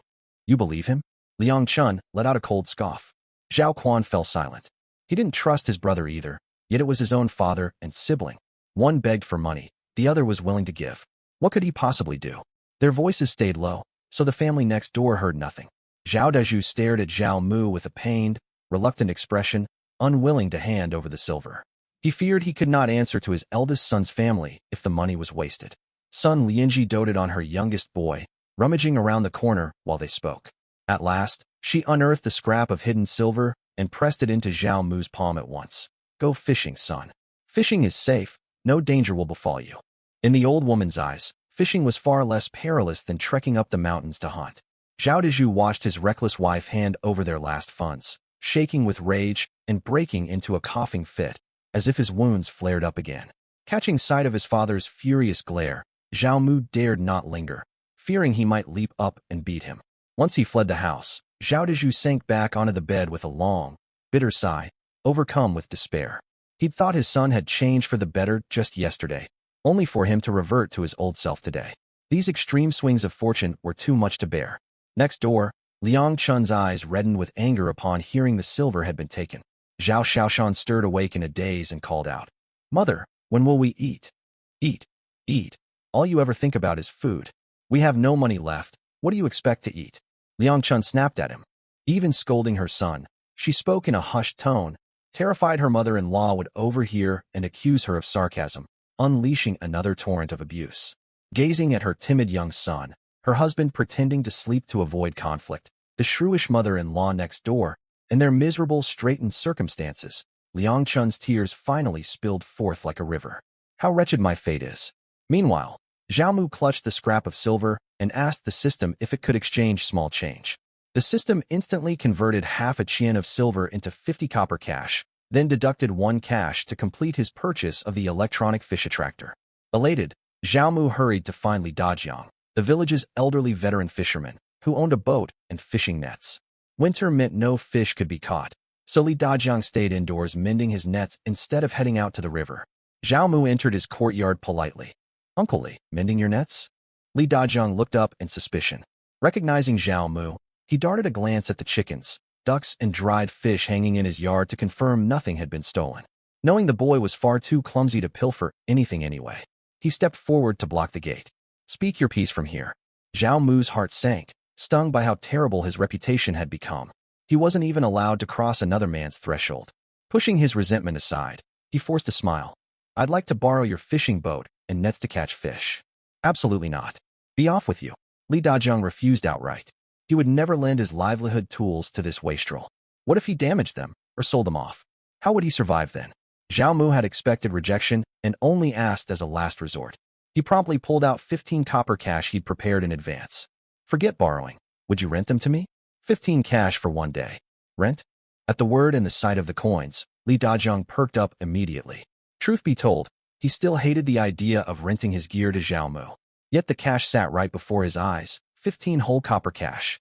Winter meant even if he sailed out, he'd catch nothing. The boat and nets sat idle anyway. Extra rent money was a welcome bonus. Tempted, he still hesitated to agree. "Zhao Mu, it's not that I'm unwilling, but this boat and nets are my livelihood. 20 cash, my final offer. If you won't rent, I'll head to the neighboring village to borrow gear instead," Zhao Mu stated firmly. He wasn't certain he could rent equipment elsewhere, but the threat worked the same as pretending to walk away mid-haggle over clothing. It stirred hesitation in the seller's heart, especially with a higher price on the table. Sure enough, Li Dajiang wasted no time conceding. "Very well, I'll rent you the boat, but full fishing nets are tricky to handle. I can't give you those, though I'll rent you a hand landing net." "Deal." Zhao Mu knew full well he lacked the skill to operate a full fishing net, and even if he hauled in a full catch, he couldn't lift it aboard alone. A landing net would suffice. 30 to 40 jin of fish would be more than enough. Ordinary fish sold for roughly 5 cash per jin. 30 jin would net him over 100 cash. Seeing Zhao Mu agree, Li Dajiang fetched oars and the landing net from his house. They exchanged the cash for the gear on the spot. Zhao Mu strode off happily with his fishing tools slung over his shoulder. Once he left, Li Dajiang's wife Wang Hui rushed out of the house after him. "Husband, what did you hand over the oars and landing net for?" "That rascal Zhao Mu's going fishing," Li Dajiang replied casually. "What? You lent him your boat and landing net?" Wang Hui flew into a panic. "Have you lost your wits? What sort of person is Zhao Mu, and you dare lend him your gear? If he breaks them or sells them off, how will we get by? I'm going after him to take them back this instant." Li Dajiang blocked his wife and held up the 20 cash. He paid rent for them and promised compensation if anything breaks. At the sight of the coins, Wang Hui slowed her steps, eyes filled with doubt. 20 cash just to rent a boat? This feels fishy. Wang Hui's expression softened. "That's true enough, but fishing this time of year? Will he catch anything?" Li Dajiang scoffed in contempt. "Catch nothing at all. Even I return empty-handed. What chance does he stand?" That wastrel's just throwing money down the drain, though we'll profit all the same. Wang Hui nodded in agreement. Let Zhao Mu waste his money. Their household gained income regardless. Zhao Daju's such a decent soul, and their eldest boy Zhao Quan is honest and hardworking too. How did their third son turn out such a good-for-nothing? When he comes home empty-handed tonight, don't pity him, and don't give our family grain to his household. Wang Hui chided as she muttered her complaints. Li Dajiang shot her a sharp glance. Do I look foolish enough to sympathize with that lout? Good to hear. I'm heading back inside to rest. Moving about stirs up hunger this cold season, Wang Hui said, walking back into the house. Though their home stocked dried fish and grain, winter was a harsh stretch. They needed to budget every scrap of food to last until the autumn harvest, or they would not survive the cold months. With boat and landing net rented, Zhao Mu hurried straight to the Batong River. The water had not yet frozen over, yet its current bit with bitter, bone-chilling cold. No one dared step foot in the water. Even standing close sent shivers through one's body. Lingering by the river for long would bring on illness. A fall into the frigid current would almost certainly cost him half his life. Zhao Mu found the small skiff Li Dajiang had moored along the bank, a crude tiny craft locals called a punt, propelled by 2 oars or a bamboo pole. It was used solely for casting nets and setting shrimp traps on the water. It could barely fit 2 people, leaving no room to move. He climbed aboard and secured the oars. In his past life, he'd often rowed boats with his family in city parks. Though clumsy, he managed to push the skiff away from the shore. He could not fish from the riverbank for 2 reasons. The mud along the edge was too thick to stand on. He also feared the electronic attractor would fail to work properly in shallow shore water. He rowed to the middle of the river, letting the skiff drift peacefully. Luckily, there was no wind that day. Glancing left and right to confirm no onlookers, Zhao Mu summoned the electronic fish attractor from his system storage. It was a square box fitted with indicator lights and small vents designed to release scent and sound, with a rope fastened to its top. He tied the rope firmly to the boat's hull, flipped the device's switch, and tossed it into the river. Once finished, he lay back on the skiff to conserve his energy, knowing the fish would not arrive instantly. Fish struggled to find food in winter just as humans did. So the moment the attractor hit the water, the starving fish swarmed toward its alluring signals. Zhao Mu was the first person in this ancient world to wield such advanced fishing technology. The fish had evolved no natural defense against its lures. He had barely settled down when loud splashing echoed beneath the boat. Leaning over to peer into the water, he gasped in surprise. 4 or 5 carps had already swum over, each weighing 2 to 3 jin, wriggling excitedly in circles around the box, desperate to squeeze inside for food. Thrilled, Zhao Mu grabbed his landing net and dipped it into the water. The ravenous fish were utterly oblivious to danger. They only realized they were trapped once the net closed around them, thrashing wildly in a futile bid to escape. Zhao Mu hauled every carp aboard one netful at a time. No sooner had he pulled up one school than another charged toward the attractor as if summoned. Carps, catfish, snakehead, yellow catfish, grass carp, fish of all sizes surrounded the device. The largest grass carp weighed a full 10 jin, while the tiny yellow catfish barely tipped the scales at under 1 jin, their small stature natural to the species rather than juvenile fish. Zhao Mu carefully avoided young fry, targeting only fully grown mature fish. Midway through his haul, he spotted a yellow-cheeked carp, known locally as the water tiger, and nearly jumped for joy. Water tigers, or yellow-cheeked carps, were fierce predatory fish that could grow 2 meters long and weigh over 100 jin at maximum size, feeding exclusively on smaller river fish. This specimen stretched nearly 1 meter, its tiny round eyes blazing, jaws wide enough to swallow an entire small carp in one gulp. Zhao Mu left it unmolested for the time being, letting it feast on smaller fish swimming nearby while he scooped up the rest of the catch. He drifted on the river for half a day straight, hauling nearly 200 jin of fish and sweating profusely from exhaustion. The sun hung high overhead. Time to return home for a meal. Glancing at the massive yellow-cheeked carp still circling the attractor, he knew he could not haul such a giant aboard alone.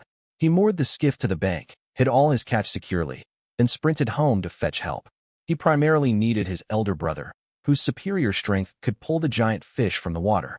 Zhao Mu burst breathlessly back to his family's cottage. Liang Chun stood over the stove preparing thin congee, tossing wild vegetables she'd stored into the pot to stretch the meager meal. Elder sister-in-law? Where's brother?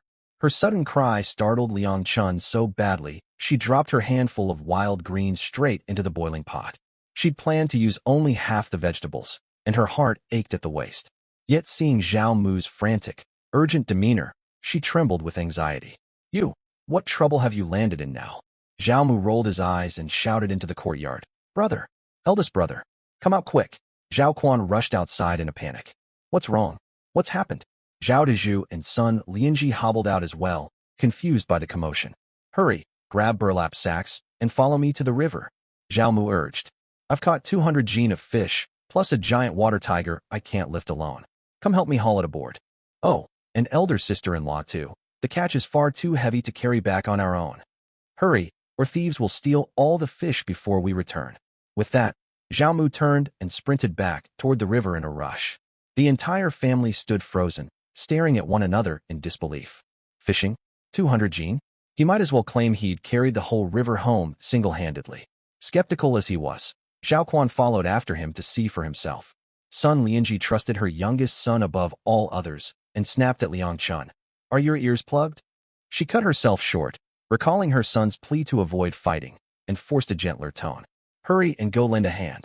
But mother, the kanji's still simmering on the stove, Liang Chun protested. I'll watch the pot. Son Lianji immediately stepped over to tend the fire.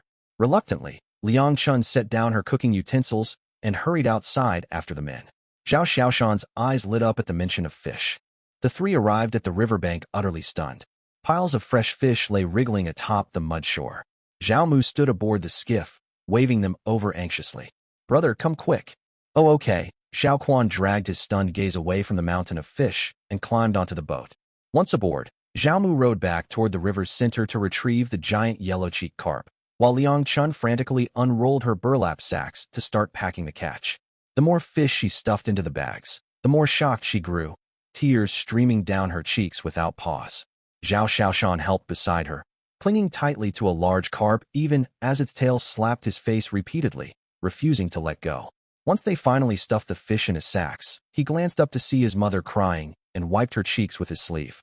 Mother, why are you crying? Liang Chun wept softly. It's nothing, Xiaoshan. Mother isn't sad.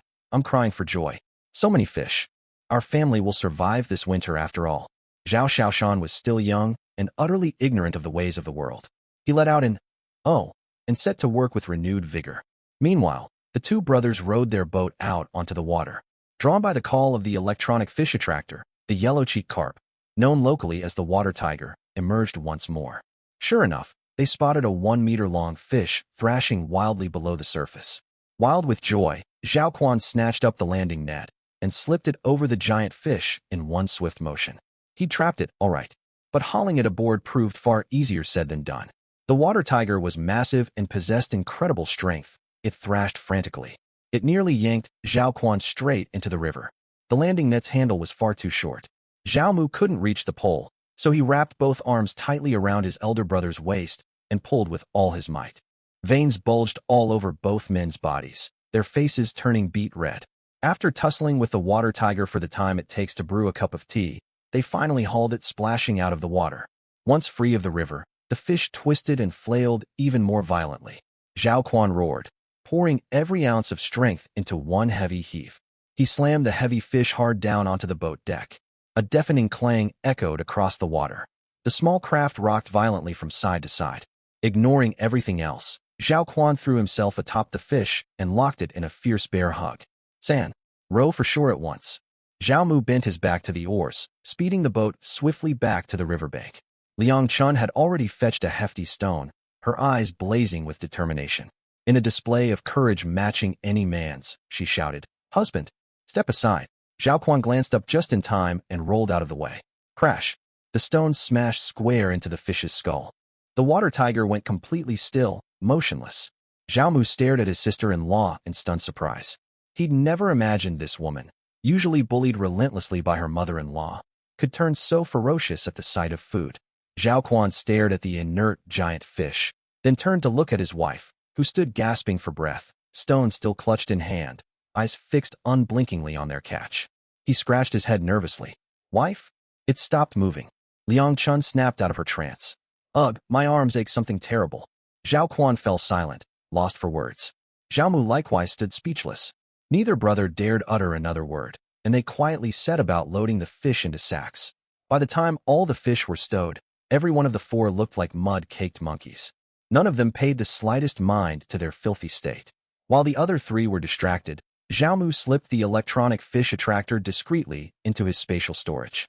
The four trundled homeward, giddy with excitement, sacks slung over their shoulders. They'd originally planned to bag the water tiger as well, but Zhao Quan refused outright. Instead, he hoisted the giant carp onto one shoulder and stumbled along the path home, unsteady under its weight. On the walk back, Zhao Xiaoshan darted circles around the adults, bubbling with delight. Unable to contain his curiosity any longer, he whispered to Liang Chun, "Mother, can I eat some of these fish?" Liang Chun did not know how to answer and shot a sideways glance at Zhao Mu. All the fish had been caught by Zhao Mu. He alone got to decide how they were shared. Judging by his old temperament, he would almost certainly have given 2/3 of the catch to Li Xiuxiu's family. But he was nothing like the man he'd once been, so perhaps the fish would stay with them this time. "Mother? Why won't you answer me?" Zhao Xiaoshan pressed, voice soft but insistent. He had always been a sensible boy, never throwing tantrums or complaining. Even when they'd gone hungry before, he'd endured the empty stomach in quiet silence. But after tasting meat once yesterday, he developed a fierce craving for rich food. Faced with mountains of fresh fish, he simply could not hold back his longing. Irritated by his pestering, Liang Chun snapped, "Don't ask me, I don't know." Scolded, Zhao Xiaoshan fell silent, too afraid to press the matter further. Watching the boy's crestfallen face, Zhao Mu smiled and waved him over. "Xiaoshan, come here." Instead of drawing near, the child shrank back, hiding behind his mother's legs. His third uncle had always terrified him. Once, Zhao Mu had forced him to steal his own mother's belongings, threatening to beat him half to death if he refused. Zhao Xiaoshan was utterly frightened. Zhao Mu knew full well all the cruel, underhanded things he'd done in the past. Embarrassed, yet determined to mend his bond with his young nephew, he tempted the boy gently. "Xiaoshan, if you come over and call me third uncle, I'll bring you fish to eat every single day from now on." Zhao Xiaoshan's eyes lit up, and he asked timidly, "Oh really? Would I lie to you?" Zhao Mu countered, "Right? Third uncle never breaks his word. Before, every time you said you'd beat me, even when grandfather tried to shield me, you always found a way to hit me anyway." Zhao Xiaoshan nodded, convinced his uncle always kept his threats and his promises alike. Zhao Mu's embarrassment deepened tenfold. Liang Chun rolled her eyes. "Well, since you know I won't lie, why don't you call me?" Zhao Mu urged, forcing a confident grin. Zhao Xiaoshan glanced between his mother and father. Seeing no sign of opposition, he mumbled softly, "Third uncle." "I." Zhao Mu broke into a wide smile and waved a hand grandly, brimming with confidence. "From now on, you'll feast on fish and meat every day, so much you'll grow sick of it." Zhao Mu and the others trundled along with their fish sacks toward the village. As they reached the outskirts, they crossed paths with several villagers out gathering wild vegetables. When the villagers spotted their bulging sacks and the enormous fish slung over Zhao Quan's shoulder, they stared in shock. One after another, they asked where they'd gotten such a massive haul of fish. Zhao Quan replied proudly that his youngest brother had caught them all from the river. The villagers turned to gawk at Zhao Mu in undisguised disbelief, and the attention made his cheeks flush hot. It was just fish, surely their shock was overblown. Each face looked as though they'd seen a ghost. But then he thought of his own reckless, useless behavior in days past, and understood their surprise. It was only natural they'd be stunned to see him suddenly taking care of his family. Eager to let the whole village witness his youngest brother's dramatic change of heart, Zhao Quan paraded slowly around the hamlet with the giant fish balanced on his shoulder, wandering as if lost. Halfway through the village, they ran into Li Dajiang, a local fisherman. At the sight of the water tiger, Li Dajiang's jaw dropped. Though the sacks were tied shut, decades spent fishing had trained his eye. He could tell they were stuffed full of fish at a glance. Rather than ask where the catch came from, Li Dajiang's face paled with alarm. He sprinted straight for the riverbank. No one could haul in so many fish this time of year. A terrible fear seized him. Had that rascal Zhao Mu sold his boat to buy all these fish? Gasping for breath, he skidded to the river's edge, only to find his boat securely tied. The boat was unharmed and intact. He triple-checked. It was unquestionably his vessel, no cracks or damage, still damp from the river water where it had floated. Which meant Zhao Mu had really caught all those fish single-handed. That was impossible. Could there be a hidden fish shoal nearby that the boy had stumbled upon by pure luck? It wasn't entirely out of the question. Once winter set in, almost no one fished the rivers, leaving schools of fish to multiply and gather in dense swarms. Li Dajiang's heart raced with greed. He bolted straight home to grab his fishing net. If Zhao Mu could pull such a huge catch with just a small landing net, His full casting net would surely yield far more. Worried he might not drag in the weight alone, he called his wife to come help him cast. He was determined to haul 300 to 500 jin of fish back home. As for whether Zhao Mu would return to fish the same stretch that afternoon, that was none of his concern. Only fish filling his own belly counted as true gain. Thankfully, he'd refused to lend Zhao Mu his net that morning, otherwise there would be nothing left for him to catch. Zhao Mu carried the giant water tiger home. Sun Lianji was overjoyed the moment she laid eyes on the haul. Our San has truly turned out well. I said it all along. He's been clever since he was a little boy. I must go speak to Aunt Chi at once. She laughed at me when I told her our San had woken up to his responsibilities. Let's see what she has to say now.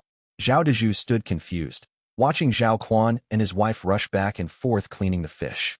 He called Zhao Mu to his side, his tone grave. San, did you catch all these fish yourself? I'd originally planned to head up the mountain, Zhao Mu replied with a smile. He was ready with the pre-planned lie. On my way past the river, I suddenly remembered you'd also shown me how to spot hidden fish shoals. I gave it a try, spotted a huge school straight away, and hurried to rent a fishing net. Though Zhao Dezhu made his living as a hunter, not a fisherman, he had waded into rivers to catch fish when game grew scarce in years past. Over time, he'd picked up a fair few fishing tricks. He simply could not believe that after one day's lesson, his son had stumbled onto such abundance. Doubt gnawed at him. Yet logic told him no lifelong fisherman could pull such a staggering load in one go without striking a massive fish shoal. Even half a chin of silver spent at dawn would never buy this much seafood. Could his youngest son be a natural genius at hunting and fishing? Zhao Dezhu stood dazed, utterly blindsided by this overwhelming stroke of good fortune. Zhao Mu paid no mind to his father's stunned state and set about slaughtering a 5-gene grass carp to stew for dinner. He was ravenous. Seeing his third uncle preparing fish, Zhao Xiaoshan hurried over to help curry favor. He was far too small for any heavy labor, so he fetched firewood instead. He toted a handful of sticks at a time, stacking them into the stove to boil water, huddled tiny and vulnerable on the dirt floor, yet utterly adorable. Zhao Mu pinched his soft little cheek. Eat your fill later, grow tall, and marry a beautiful wife someday. Thank you, third uncle. Zhao Xiaoshan nodded his small head vigorously. Children forgot slights easily. Even after countless beatings at Zhao Mu's hands, the promise of fish had completely won him over, before a single bite had even touched his lips. Liang Chun rolled her eyes at her son's shameless eagerness, yet her face lit up at the mountain of fish laid out before them. Excluding the giant water tiger, the remaining catch weighed roughly 160 jin once cleaned. Mostly common carp and grass carp, they would fetch around 3 chien of silver if sold. 3 whole chien, 3,000 copper coins. Enough grain to feed the family for months. As for the water tiger, as a rare predatory river fish, its value surpassed pork, selling for 60 to 70 copper coins per gene, with prices climbing even higher once winter arrived. This single 1-meter carp weighed 35 kilograms, or 70 jin. At 80 coins per gene, this one fish alone was worth nearly 6 chien of silver. If they rationed their supplies carefully, their earnings today would feed the family all winter, with no fear of starvation. Just then, Sun Lianji returned home, grinning proudly as she turned to Zhao Mu. San, Aunt Chi is asking for a crucian carp to simmer in soup for her daughter-in-law. Will you sell her one? Aunt Chi hovered awkwardly by the doorway, too embarrassed to step inside. Zhao Mu nodded with a warm smile. Mother, you may decide, no need to ask me. Sun Lianji's chest swelled with pride, bragging loudly. See, I told you our San is filial, he listens to everything I say. I'll sell her one then. Aunt Chi brightened instantly and showered him with clumsy praise. Truly, San is such a good boy, a fine boy. She could think of no more flattering words to offer. Her conscience would not let her spew overly effusive false compliments. Watching her mother-in-law sell a fish, Liang Chun grew inspired. Mother, what if we invite the villagers over to buy fish directly from us? She suggested, striking while the idea was fresh. It would save us the trip into town to sell them at market. Aunt Chi had already paid and left. Sun Lianji shot Liang Chun a sharp glare. Why ask me? These fish were caught by our San. Liang Chun had hesitated to bring the idea up to Zhao Mu directly, which was why she'd turned to her mother-in-law first. Now it seemed she had to consult the man who'd caught the fish after all, and she hesitated, unsure how to phrase her request. Zhao Mu thought hauling all the fish into town for sale was far too much trouble. Though prices might be slightly higher in the market, carting dozens of heavy gene of fish there would exhaust them completely, and the family could never bear the cost of renting a mule cart for transport. Go ahead, sister-in-law. You may arrange the sales, he told her. But we can't sell every last fish. This was the first time Liang Chun had seen Zhao Mu so agreeable, and she nodded quickly. Of course, of course. We'll set 2 aside for you, younger brother, to nourish your body and heal your old injuries. Zhao Mu shook his head helplessly. I have no wounds to mend. What I mean is, set 3 large fish aside to send to eldest sister. She's always helped our family out, yet her in-laws treat her with open contempt. This gift will restore a little of her dignity. 2 fish may not seem like much, but this is only the start. We'll send her more later. Set another 3 aside for your parents' home too. They've lent us grain countless times in our hour of need. Keep 3 more here, so father and Xiaoshan can eat well these next few days and regain their strength. Silence fell over the courtyard as everyone absorbed his arrangements. Zhao Mu met his family stunned, wide-eyed stares and massaged his temples with a headache. He realized changing their deeply ingrained mindsets would take far more than a single day. He resolved to stop over-explaining. He would simply prove his intentions through his actions. Though every member of the family struggled to accept how drastically Zhao Mu had changed, they followed his instructions regardless. First, they cleaned and prepared the fish reserved for their own use, then set about selling the surplus. The giant water tiger was sold to Li Wenyuan, the village's poor scholar. He planned to present it to his teacher, hoping to curry favor and secure a minor clerk position at the county magistrate's yamen. Zhao Mu declined to deliver the fish himself. He knew his terrible reputation. If he showed up bearing gifts, everyone would suspect he harbored some underhanded motive. The scholar might refuse the fish outright, or even shout insults and chase him away. Liang Chun would deliver the fish to her parents' home on her own. If the gift had been bulkier, Zhao Quan could have accompanied her, but 3 fish were too modest an offering to warrant a big commotion. Even so, when Zhao Quan and Liang Chun returned separately after dropping off the fish, their faces glowed with unbridled excitement. San, you'll never believe it, Zhao Quan rambled, gesturing wildly as he recounted the scene with their elder sister. When eldest sister heard you'd caught the fish and sent them over for her, she burst straight into tears. She said our San has finally woken up, that he's learned to care for his family at last. Zhao Quan repeated the story on loop, simple and slow-witted as he was, only able to describe how fiercely their sister had wept. Zhao Mu fell quiet for a moment, then asked softly, what did her in-laws say? Zhao Quan's glee faded instantly, his eyes dulling visibly. His crestfallen expression said everything. It was to be expected. All the support eldest sister had given their family over the years meant 3 fish could never erase the disdain her husband's family held for her. Sun Lianji and Zhao Deju, who had been glowing with joy only moments before, lost their smiles and sighed heavily. Sensing the heavy mood, Liang Chun hurried to lift their spirits. San, my parents were overjoyed to receive the fish. They said they'll invite you over for a proper feast soon. Zhao Mu doubted her parents' sincerity, yet he recognized she spoke only to comfort the family. He forced a gentle smile. Once I hunt wild boar or other game, we'll bring meat along to their house and mooch a meal off them. Wild boar? The whole household jumped in shock. Zhao Deju's voice turned sharp and stern as he snapped at him. San, don't grow arrogant just because you caught a roe deer and a load of fish. A fully grown wild boar on the mountain can overpower 3, even 5 seasoned hunters working together. I'm glad you've gained confidence and want to do honest work, but don't act recklessly. Hunting boar can get you killed, do you understand? Zhao Mu nodded. I know, father. I only spoke in jest. Zhao Quan and Liang Chun laughed, relieved. This bold, boastful streak was the Zhao Mu they remembered. Sun Lianji swatted his arm lightly, scolding him fondly. Silly boy, don't speak such frightening nonsense ever again. Only Zhao Deju remained solemn.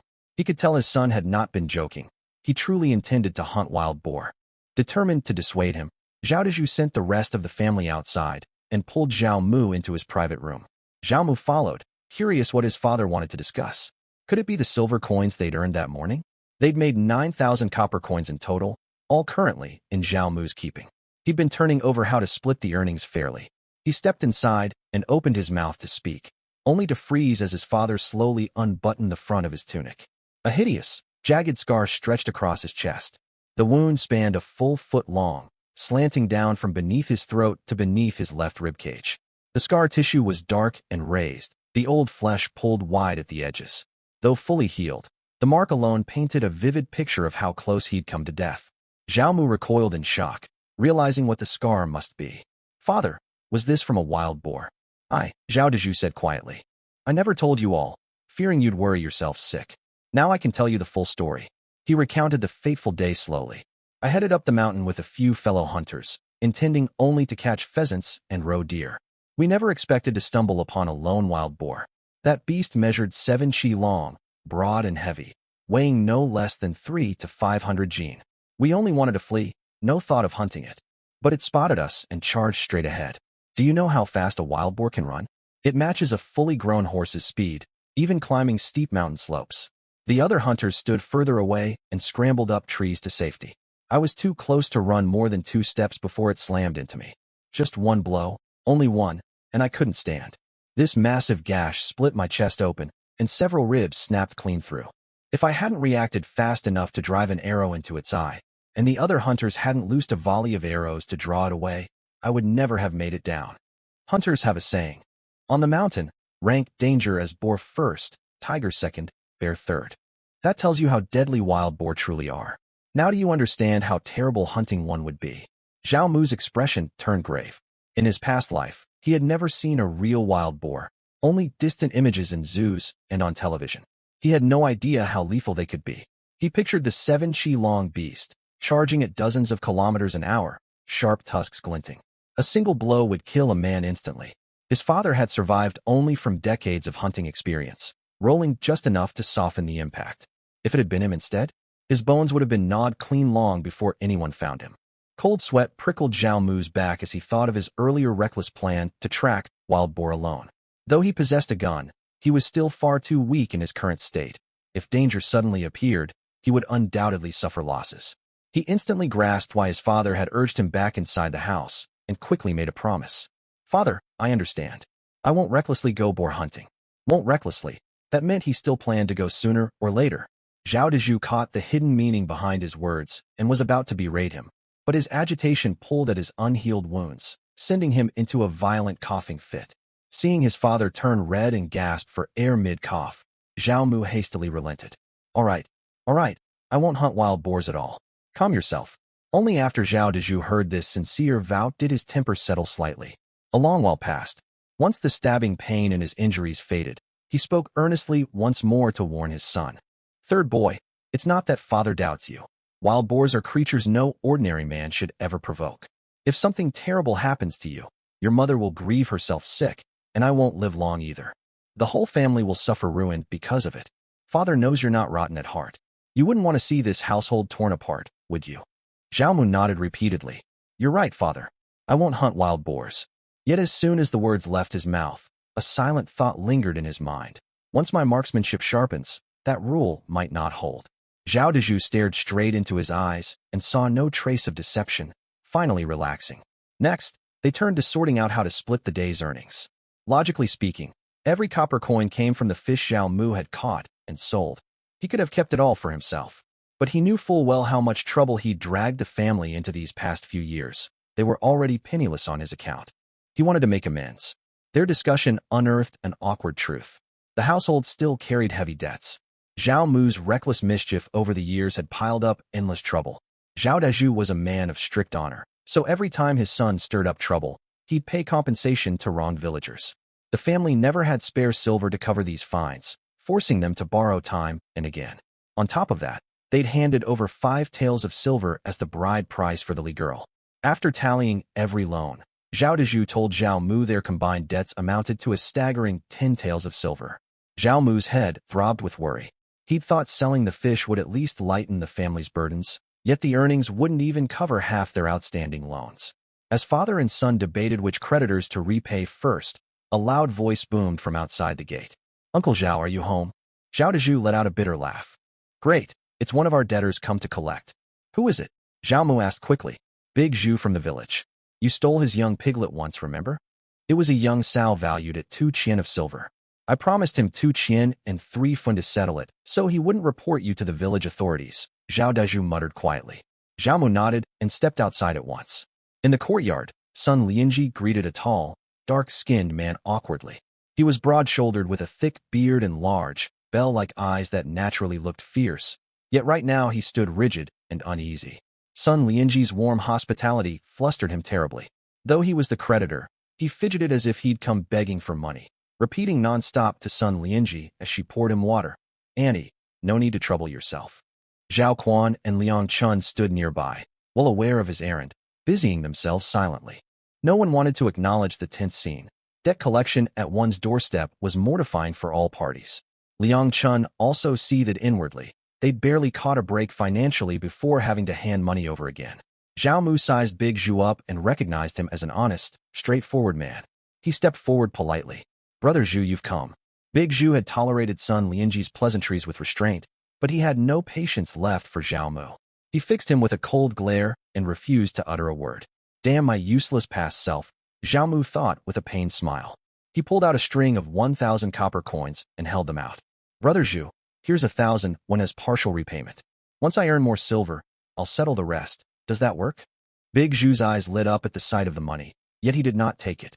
He eyed Zhao Mu suspiciously. I heard you sold a great many fish today. This can't be all you earned. We did, but most of the silver went to repay the doctor's bills for father's medicine in town. You know he's still bedridden and injured. Rest assured, I won't drag my feet on repayment. I swear I'll pay every last one I owe you before this month ends. Zhao Mu spoke with unwavering sincerity and pressed the coins firmly into Big Zhu's palm. Big Zhu clutched the money, torn with hesitation. This debt has lingered far too long. Just one more month's grace, Brother Zhu. I give you my word I won't delay further. If I fail to pay by then, come take whatever you like from our home as compensation. Zhao Mu knew Big Zhu was too soft-hearted to press harsh demands, and his bold offer settled the matter. Sure enough, Big Zhu heaved a weary sigh. Very well. Pay me back as soon as you can. My own family will struggle through this winter too. I know, and I'm truly sorry for the trouble I've caused you. Zhao Mu apologized and walked him to the courtyard gate. Once Big Zhu left, Zhao Quan could not hold back his question. Third boy, we have money now, why not pay the full debt all at once? Zhao Mu smiled bitterly. If we hand over every copper coin we have, what will the whole family eat? Besides, I owe countless people money. Even all today's earnings wouldn't cover every debt. This way is better. Whenever a creditor calls, we pay a portion to calm them down first. I'll keep fishing and hunting to chip away at the rest bit by bit. Zhao Quan understood after hearing the explanation and fell silent. Liang Chun had initially scoffed at her husband's foolish, naive question, but Zhao Mu's words earned him new respect in her eyes. Her trust grew when he mentioned going fishing to clear the debts. She'd witnessed firsthand how skilled he'd been catching fish that morning. Perhaps they really could pay off all their loans and live a decent life at last. With a mountain of debts weighing on his mind, Zhao Mu wasted no time lingering. He filled a bowl with cooked fish, grabbed a stack of flatbreads, and ate heartily. Once full, he planned to head straight back to the river to catch more fish. Fishing brought in money far faster than hunting in the mountains. The whole family said nothing and dug into their meal without delay. Nothing mattered more than filling their empty bellies. After dinner, as Zhao Mu prepared to leave, young Zhao Xiaoshan worked up his courage to speak. Third uncle, can I come fishing with you? Zhao Mu had been hoping to grow closer to his nephew, and his request filled him with delight. Still, he thought of the river's dangers and gently ruffled the boy's hair. The riverbank is far too dangerous. I'd worry sick if you tagged along. Seeing a flicker of hope, Xiaoshan puffed out his scrawny chest and promised eagerly. I won't go near the water, I swear. I'll just stay on the bank to pick up any fish that wash ashore. The boy's persistence, paired with their newly mended bond, made Zhao Mu reluctant to refuse outright. He chuckled. Very well, but mark my words, you must stand far back on the shore, never step close to the river. If anything happens to you, I'd never be able to face the family again. TSK, don't speak such ill omens. Son Lianji swatted her grandson lightly, displeased. Liang Chun shot Zhao Quan a pointed glance, silently urging him to speak up. Taking her hint, Zhao Quan hesitated a moment before asking timidly, should I come along to help as well? No need, elder brother, Zhao Mu smiled. Head up the mountain to gather firewood instead. We've nearly run out at home. If trouble arises, I'll send Xiaoshan running back to fetch you. Zhao Quan nodded and fell quiet. Liang Chun seethed with frustration at her husband's stupidity.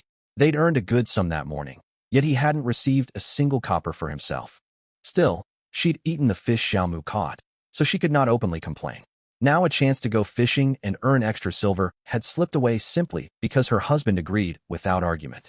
Zhao Mu noticed his sister-in-law's sour mood and shook his head faintly. He pulled all his coins from his robes and held them out to her. Sister-in-law, I've spoken with father. You take this money. You manage all the household expenses day in and day out. So from now on, the family funds will stay in your care. Every member of the household except Zhao Daiju stared in shock at the pile of copper coins spread across the dining table. Liang Chun's lips trembled as she locked eyes with Zhao Mu. Me? I'm to hold the money. Zhao Mu nodded and pushed the coins toward her. Sister-in-law, you've labored endlessly running this home these past years. My foolish, reckless behavior brought endless shame down on you. I even stole much of your dowry, leaving you unable to hold your head high when visiting your birth family.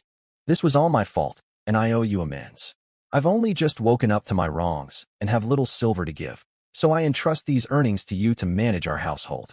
Even this pile will have to be split to repay our debts. But rest assured, I'll hunt and fish tirelessly to turn our fortunes around and make life easier for all of us. I only ask that you set aside your resentment toward father, mother, and elder brother.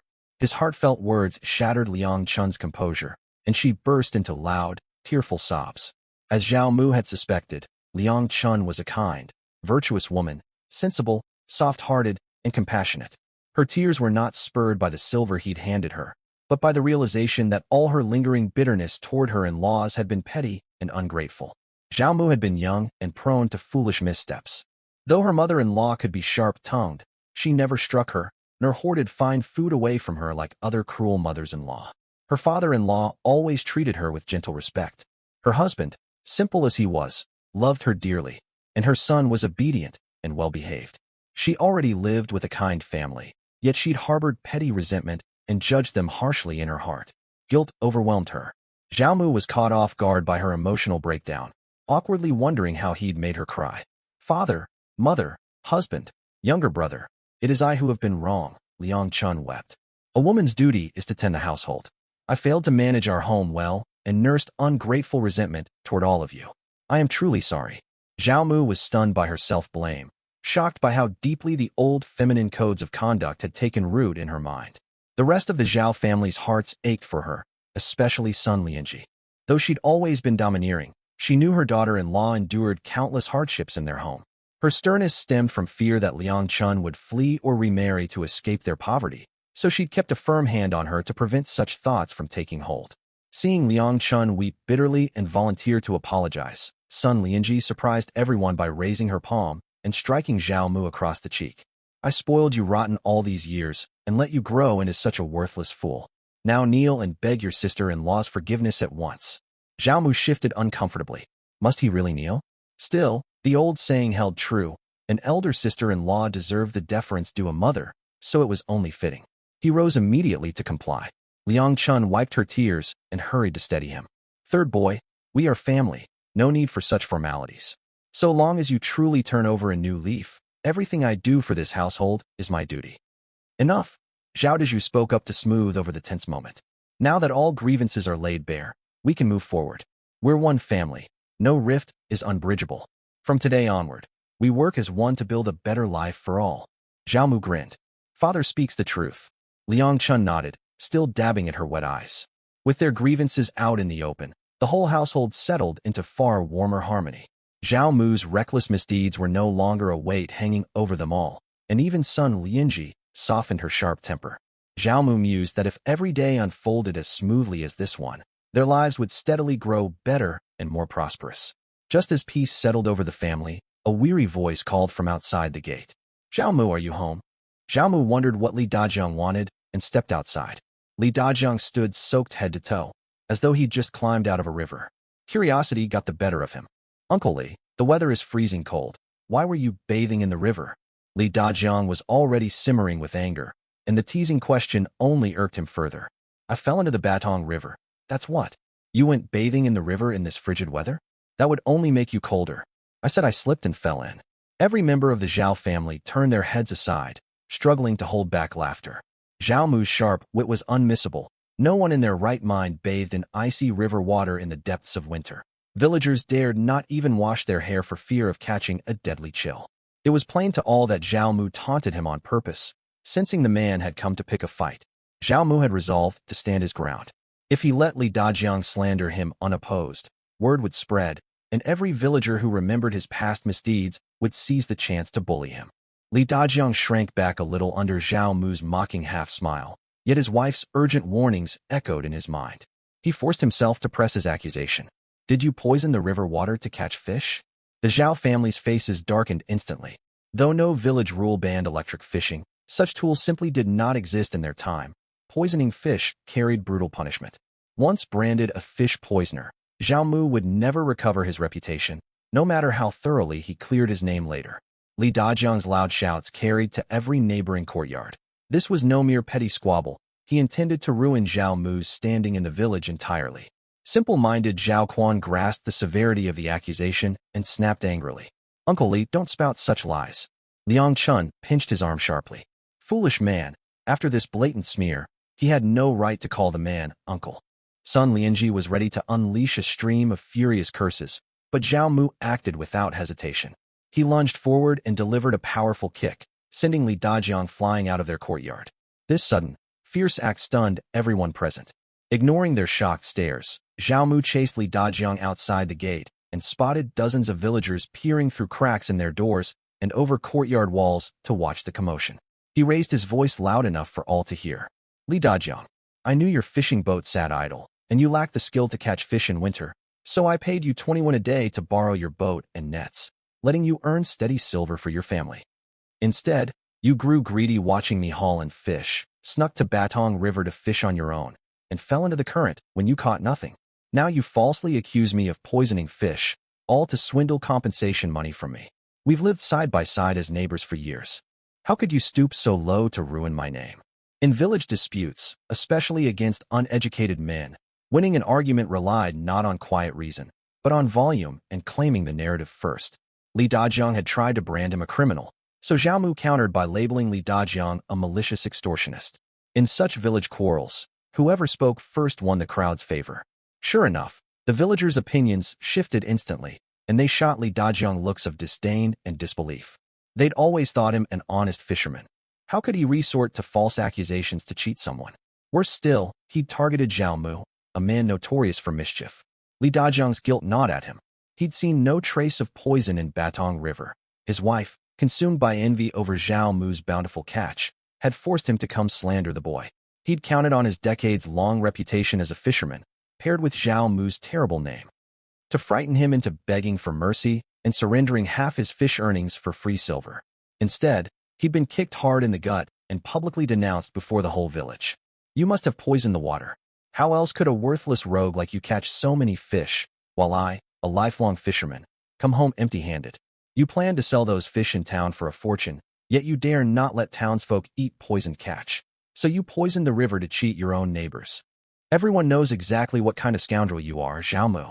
Zhao Mu's rotten reputation stirred doubt among the watching villagers. Many murmured uneasily. This reckless boy seemed utterly incapable of fishing successfully without underhanded tricks. Zhao Mu let out a cold laugh and called back toward the courtyard. "Xiaoshan, bring out a bowl of fish soup." "Drink a spoonful of soup," Zhao Mu said gently. Liang Chun hurried to ladle soup, intending to carry it out herself, worried her young son might drop the bowl. But Zhao Dezhu caught her arm, understanding Zhao Mu's strategy, and told her to let Xiaoshan carry the large bowl out alone. Xiaoshan admired his third uncle deeply. He could hunt, catch endless fish, and fill their empty bellies. He obediently tipped the bowl and gulped down half the soup in big mouthfuls. Zhao Mu fixed Li Dajiang with a sharp stare. "If I'd poisoned the river fish, would my own nephew eat this soup without falling ill?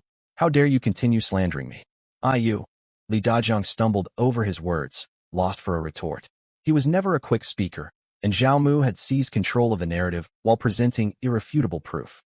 What grounds did he have left to argue? But Zhao Mu would not stop at silencing his accuser. He intended to crush his scheme completely. He scanned the circle of onlookers and spoke aloud. "Li Dajiang, you're not a cruel man at heart. I don't believe you dreamed up this lie about poisoned fish on your own. Was it your wife who pushed you to do this? We all know her, greedy for every scrap of petty gain in the village. Who hasn't suffered her schemes? I never imagined she'd manipulate you into destroying my reputation. Since we've torn down all pretenses, do not blame me for being unforgiving. Let's go report this to the magistrate. What you're doing is false accusation. You'll get flogged and locked up." Zhao Mu stepped forward, grabbed Li Dajiang by his tunic, and prepared to drag him to the county yamen. Li Dajiang was already eaten up by guilt, and he panicked completely. He thrashed wildly, twisting his body nonstop. "I won't go to the yamen. I'll take back what I said about you poisoning the fish. Is that enough?" "Bullshit. You falsely accused me, and you think you can just brush it off by taking your words back? Suppose I got your wife pregnant, then strangled the baby. Would that also be something we could pretend never happened?" Zhao Mu's crude retort sent the villagers roaring with laughter. But once the chuckles died down, they eyed Zhao Mu with fresh wariness. This rascal seemed far fiercer than before. He'd only been a shiftless layabout in the past. Now he acted like a bandit. Shamed and humiliated, Li Dazhong dared not retort. He could tell Zhao Mu was dead set on hauling him to the authorities. The thought of beatings and jail time terrified him. If that came to pass, his wife would surely grab all their savings and run back to her family's home. She might even find herself another husband. It was all that shrew of a wife's fault. He'd only grumbled once, frustrated after hauling dozens of empty nets and catching nothing, wondering if Zhao Mu had poisoned the fish. She'd badgered and forced him to come threaten Zhao Mu and extort money. And now she hid away, watching from the sidelines without a care. Seething with rage, Li Dazhong shouted, "I didn't want to come. My wife drove me here, throwing tantrums until I gave in. If you're going to report anyone, take her with you." Li Dazhong's wife, who'd been secretly watching from a distance, flew into a towering rage. She could hold back no longer and charged out, jabbing a finger straight into Li Dazhong's face as she screamed, "This is all your fault. You cast net after net and caught nothing, then spouted nonsense about Zhao Mu poisoning the fish. I told you to come and you obeyed. Am I your mother or your mistress?" The villagers, starved for entertainment, lit up at the sight of the couple turning on each other. Zhao Mu saw his plan had worked. He stepped back, folding his arms. "Make your choice. One of you comes with me to the magistrate." Li Dazhong dared not pick a fight with Zhao Mu, but he had no qualms hitting his wife. He raised his hand and slapped her hard across the cheek. "This is all you're doing. You were consumed by envy and goaded me into this. You hit me? Help. He's killing his wife." Stung by the slap, the woman collapsed onto the ground, throwing a wild, screaming tantrum, rolling back and forth in the dirt. The crowd erupted into fresh laughter, and some jeered. "Li Dazhong, can't you even keep your own wife in line?" Taunted by the onlookers, Li Dazhong's pride could take no more. He grabbed his wife by the collar and rained slaps down on her face one after another. "I'll teach you to scream. I'll teach you to scheme evil tricks. I'll teach you to force me to extort money. If I'm dragged off to jail, you won't get off scot-free either." At first, the woman had relied on wailing to guilt-trip him, but when she realized it only made him strike harder, the pain grew unbearable. She let out a shrill shriek, seized Li Dazhong's hair, and descended into a vicious brawl with him. "You're just useless. If you could catch fish and put food on the table, I'd never have made you swindle others. How dare you hit me? I'll fight you to the death." The two grappled, trading punches and biting one another, covered head to toe in mud, a pitiful sight. Zhao Mu's goal was achieved. He cupped his fist toward the surrounding villagers. "Fellow townsfolk, I'm sure you can all see clearly now. This couple came to pick a fight out of sheer envy over my earnings. I'll admit it, I was a worthless scoundrel once, no good at all. But after everything that happened with Li Xiaoxiao, I've learned a hard lesson. A man must walk the straight and narrow path. If you're nothing but filth, you'll only draw flies. Only if you're gold can you hope for a decent future. I swear I'll never again act selfishly at others' expense. All of you here are my witnesses." Zhao Mu's speech won him newfound respect from the villagers. Could this troublemaker truly have turned over a new leaf? But Li Xiaoxiao's family seethed with anger. Chang Yu pulled a long, sour face, pushed through the crowd, and pointed an accusing finger at Zhao Mu. "Who are you calling a fly? My daughter wants nothing to do with you anymore. You're the one clinging to her relentlessly. You're nothing but stinking dog dung." Zhao Mu held up his hands helplessly. "I wasn't talking about you. Why do you rush forward to claim the insult?" The villagers laughed again. Everyone knew exactly what the Li family had done. For all Zhao Mu's past faults, he'd treated Li Xiaoxiao with nothing but devotion. Yet the Lis, eager to climb the social ladder, had beaten him nearly to death. No one could blame him for holding a grudge over that injustice. Chang Yu opened her mouth to shout more abuse, when a girl stepped out from the crowd, dressed in a cyan cotton jacket, fair-skinned and beautiful. In this mountain village, she stood out like a lone blooming blossom on a branch. Her delicate cheeks and big bright eyes were lovely, even when she glared. This was none other than Li Xiaoxiao, the village beauty Zhao Mu had once fawned over obsessively. To present-day Zhao Mu, however, she struck him as thoroughly ordinary. Li Xiaoxiao tugged her mother back, her gaze cold and condescending as she fixed it on Zhao Mu. "Zhao Mu, I've told you countless times. Stop pestering me and harassing my parents. If you don't, I really will report you and have the village head arrest you." At the mention of the village head, Chang Yu regained her arrogance. Her daughter was the village head's son's betrothed bride-to-be. What did she have to fear? Zhao Mu let out a faint laugh. "Li Xiaoxiao, if you truly want a clean break, Between us, return all the gifts and silver I gave you. Asking back gifts once they've been given? Is that how shameless the Zhao family is? What of all the time I wasted on you? Li Xiuxiu shot back. Zhao Mu stared blankly for a second, half expecting to see the trendy modern girls he'd known in his past life. Wait, had she somehow picked up their toxic mindset too? Was her secret weapon a popular social media app from his old world? He scratched his head. Your time counts, but mine's worthless? You pestered me and now demand compensation. For your wasted time? What kind of twisted logic is that? Li Xiuxiu scoffed. Damn, this woman was a top-tier master of manipulative rhetoric straight out of that app. Too weary to bicker endlessly, Zhao Mu cut to the point. What of the betrothal silver? Does that count as compensation too? You tried to assault me. Luckily my brothers intervened and stopped you before you succeeded.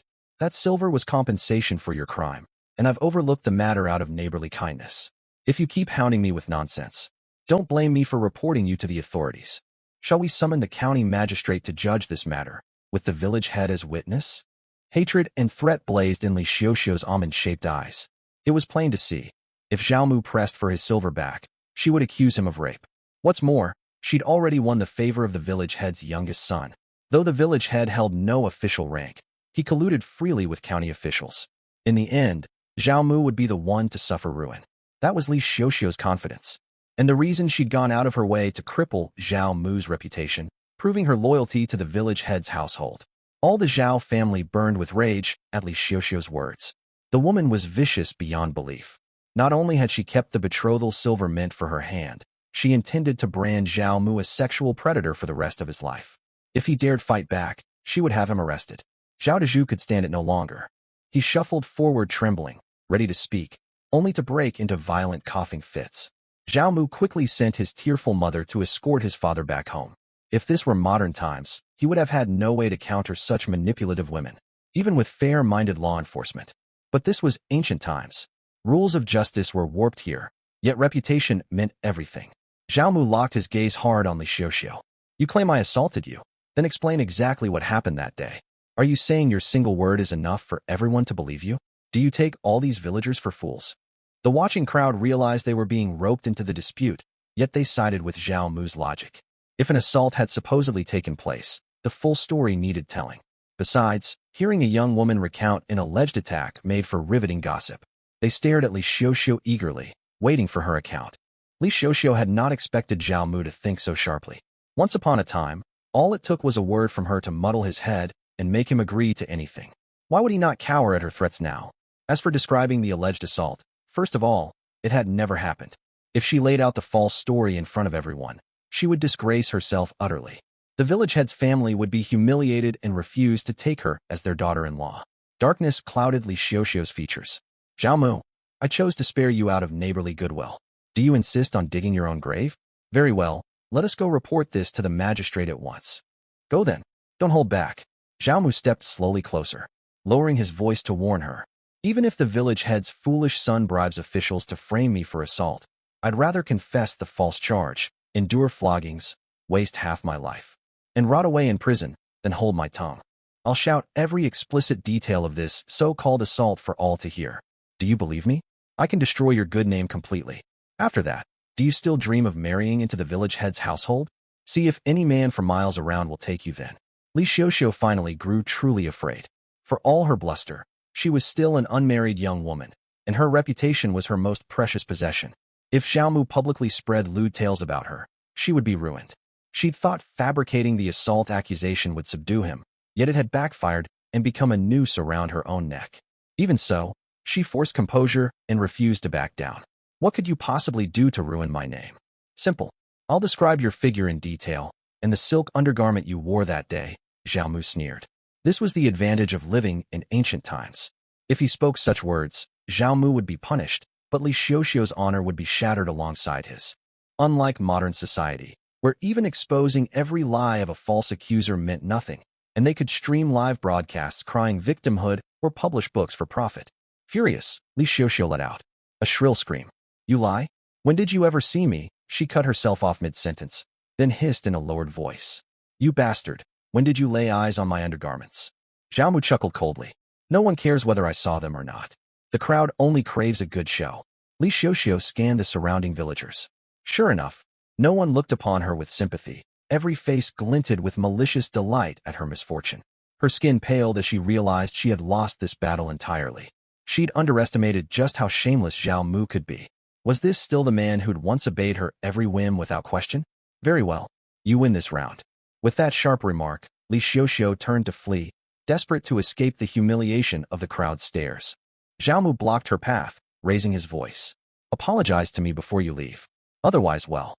Li Xiuxiu froze mid-step, staring back in disbelief. You demand an apology from me? Apologize. Or I'll strip you bare right here for all to see. We'll both be destroyed together if it comes to that. You have a bright future ahead of you, while I have nothing but a ruined reputation and a worthless life. Who do you think stands to lose more? Once more, Zhao Mu wielded his terrible reputation as a threat. Li Xiuxiu's face drained of all color. She stepped back instinctively, clutching her clothing tight. You wouldn't dare. Want to test me? Li Xiuxiu dared not take that risk. After a long, strained pause, she ground out helplessly.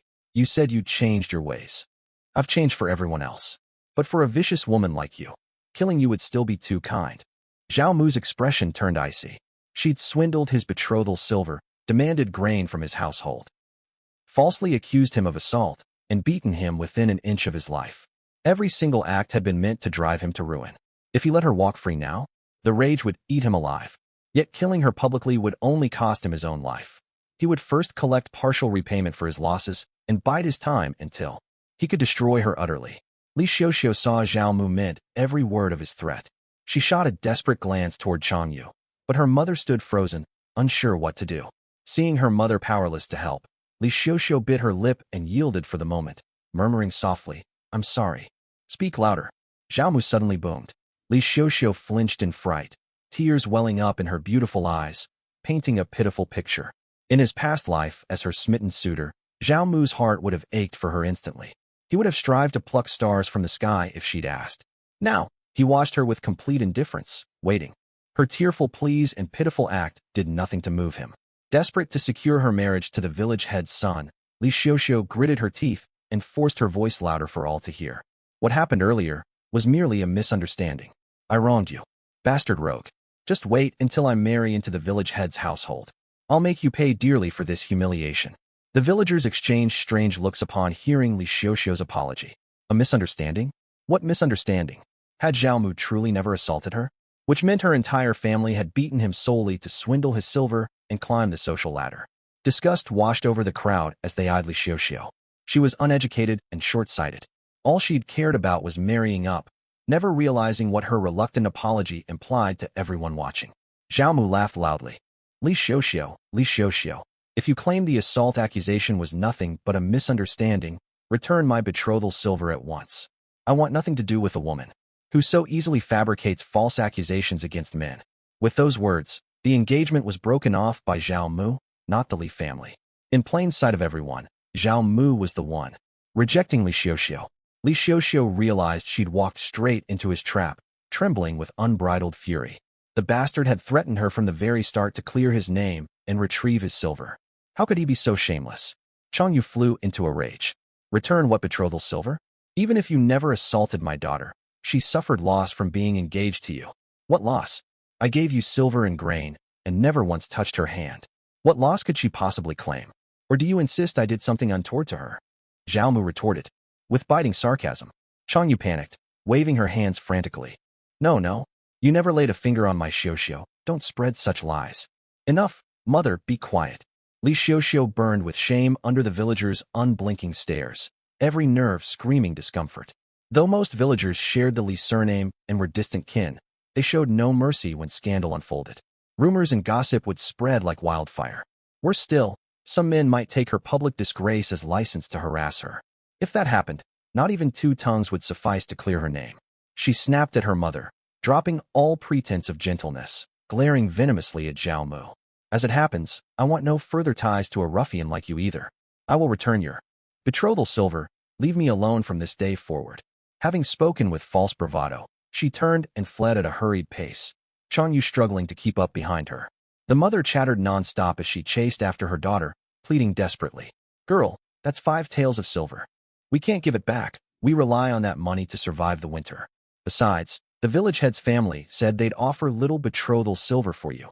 Zhao Mu let out a quiet laugh. Demand exorbitant silver when marrying a poor man, yet accept nothing when wedding someone wealthy? Humans always found it easiest to bully those with nothing. Li Xiuxiu departed, and the spectacle ended. Well, almost. The brawling Li Dajiang and his wife had slipped away unnoticed some time earlier. With no more entertainment to watch, the villagers dispersed to their homes to lie down and conserve energy. The excitement had drained their strength, and each would likely need an extra half bowl of kanji to recover. Zhao Mu led his stunned elder brother and sister-in-law back to his courtyard, latching the wooden gate shut behind them.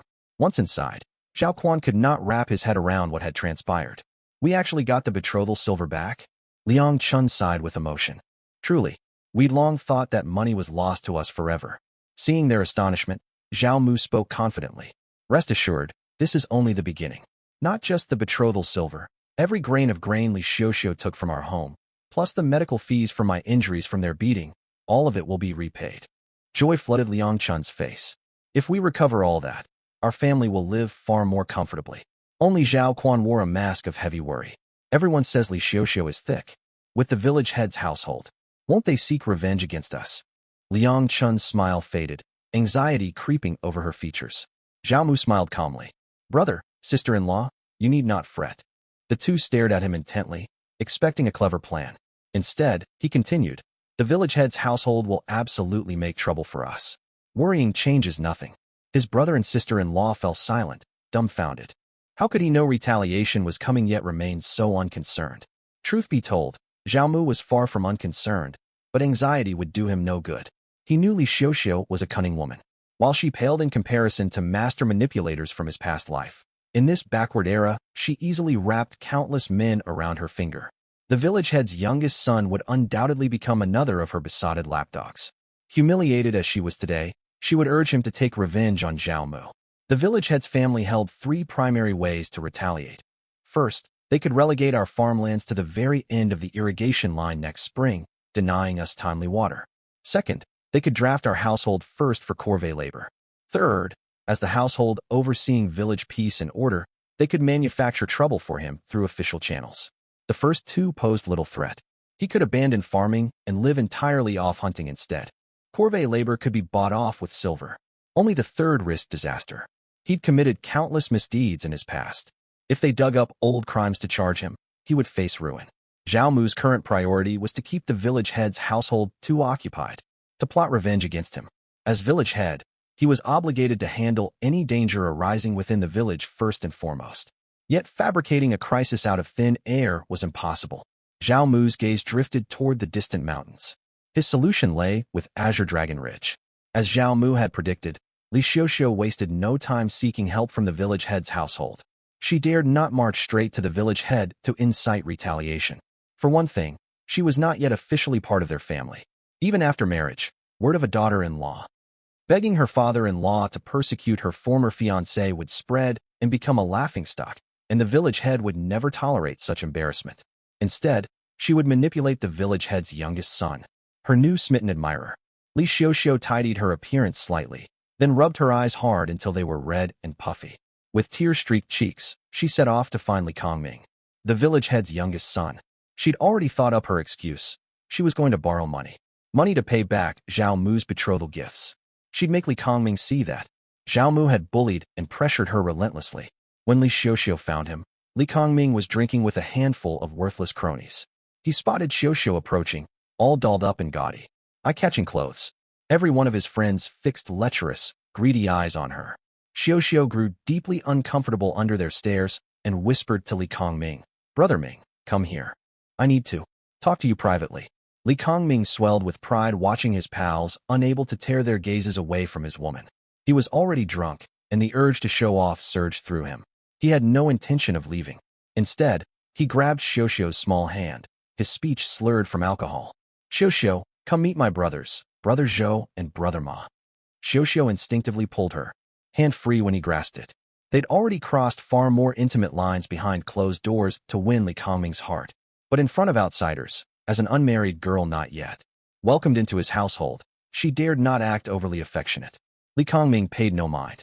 He clutched her hand tight, tugging her toward his lap to make her sit on his thigh. Panicked, Xiao quickly said, Brother Ming, you're drunk. Drunk? I could down several more large bowls. They're all my close friends. What have you got to be shy about? We've even kissed, for heaven's sake. What's there to fear? Li Kongming boasted triumphantly. Zhou and Ma gasped in unison, consumed by envy. Good grief. They hadn't even wed. Yet they'd already kissed? This wasn't some brothel girl, but a proper young lady from a decent family. Kissing a prostitute meant nothing special, but stealing a kiss from an unmarried maiden of good standing was wildly thrilling. Xiao's face paled in shock. She never imagined Li Kongming would blab everything, and she struggled harder to pull away. Brother Ming, you've had too much. To drink, stop talking nonsense. Nonsense? Last time up on the mountain, I slipped my hand inside your Brother Ming. Xiao cut him off in a panic. If you keep this up, I'm leaving. This trick had worked flawlessly on Zhao before. He'd been utterly wrapped around her finger, willing to hand over anything she asked for. Li Kongming was far less easy to manipulate. Catching the teasing grins on Zhou and Ma's faces, his temper flared. You won't give me an ounce of face in front of my own brothers? Then get out of here. Xiao stared at him in disbelief. How could you treat me like this? What's wrong with me? I've no shortage of women. Dozens would beg to marry into my family. I don't need you. Li Kongming was half crazed with alcohol, and bitter resentment simmered because Xiao still refused to fully give herself to him. Did she take him for a lovesick lapdog? Xiao trembled from head to toe with rage. All her flattery and devotion had been taken for granted. The more she gave, the less he valued her. In this moment, she felt no sympathy for all the grievances Zhao Mu had endured before. Hatred for him burned hotter instead. If it weren't for that wretched man, she would never have stooped to begging Li Kongming to deal with him. With that thought, weighed down by all the time and affection she'd already wasted on this mess, she refused to walk away empty-handed. Ignoring the watching men beside them, she gazed at Li Kongming with tears welling in her eyes. Brother Ming, I only acted out of line with you because my heart belongs to you. I hope to win your sincere love, yet you care so little for me. I came today because that brute Zhao Mu bullied me, forcing me to repay his betrothal money. I'd hoped you'd help me. If this is how you mean to treat me, then forget it. I might as well submit to Zhao Mu and let him have his way with me. Li Kongming's harsh words had spilled out impulsively, fueled by liquor and wounded pride after being rejected while showing off before his friends. The second the words left his mouth, he regretted them. Now Xiao stood there weeping heartbreakingly, threatening to leave. He hadn't yet fully claimed this beauty for himself. He couldn't bear to let her go. At the mention of Zhao Mu, he seized the chance to put on a show, glaring and shouting, Zhao Mu? That bastard gave you trouble. It's all over the betrothal money from before. Xiao sighed in relief, glad the conversation had turned to her real purpose. She pulled out all her scheming, tearful wails pouring forth. My greedy parents demanded 5 taels of silver from the Zhao family as betrothal gifts. I told them Zhao Mu was no good, that we should have nothing to do with him. He tried to assault me once, and now he's throwing a fit demanding his money back. If we refuse to pay, he's insisting I marry him. You know my heart is only yours, Brother Ming. No other man has ever held a place in it. Li Kongming slammed his palm on the table and roared in fury. That delusional dog. I'll beat him within an inch of his life. Xiao never intended for him to fight Zhao Mu personally. A face-to-face confrontation would risk their secret being exposed. If Li Kongming got injured in a brawl, the village head would fly into a rage. Their entire affair would be ruined for good. She grabbed Li Kongming's arm, putting on a pitiful, tearful expression. Brother Ming, you can't go yourself. Lowering yourself to tangle with a worthless rogue would tarnish your reputation. Li Kongming's fondness for her deepened at her concern. Don't worry. Beating a nobody like him won't amount to anything. Xiao still shook her head, glancing sideways at Zhou and Ma. Their unbridled lecherous stares had left her seething with irritation earlier. An idea came to her. Shift the trouble onto them. Brother Ming, your 2 good friends look tall and strong. Dealing with Zhao Mu would be no trouble for them, I'm sure. I've heard they value loyalty above all else. Would they be willing to lend a hand? The 2 men, Zhou and Ma, froze in shock at her words. Why drag them into this mess? They were only fair-weather friends who tagged along with Li Kongming to eat and drink for free. Getting mixed up in a beating was far more trouble than it was worth.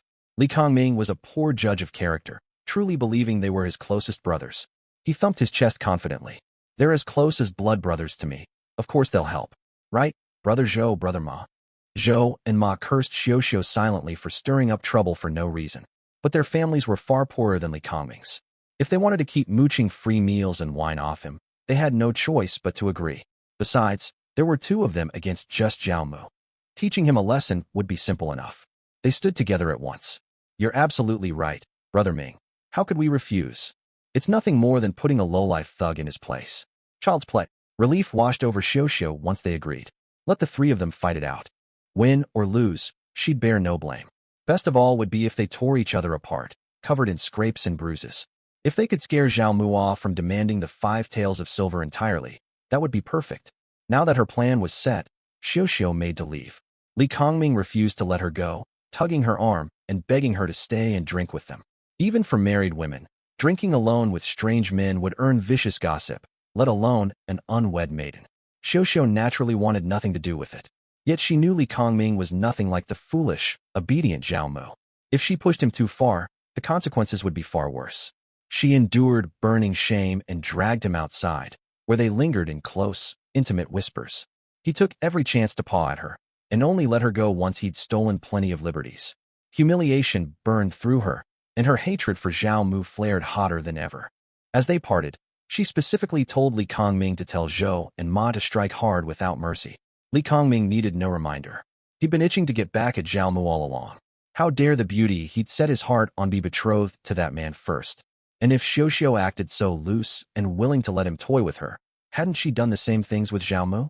The more he thought about it, the angrier he grew.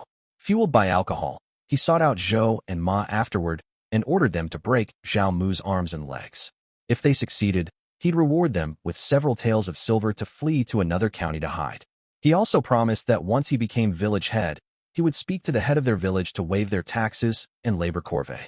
Zhou and Ma had no idea whether a village head held such authority, but they were still drunk and easily fooled by his promises. They shouted together, vowing to beat Zhao Mu brutally to avenge Li Kongming and his woman. No one could fathom where such fierce hatred had sprung from. That night, Zhao Mu lay in bed, rehashing all the miserable events of the day. After falling out with Li Dajiang, he could no longer borrow his boat, scrapping his afternoon fishing plans entirely. He'd likely never get to use the boat again, unless he scraped together enough money to buy one himself. But he still owed outstanding debts. Where would he find money for a boat?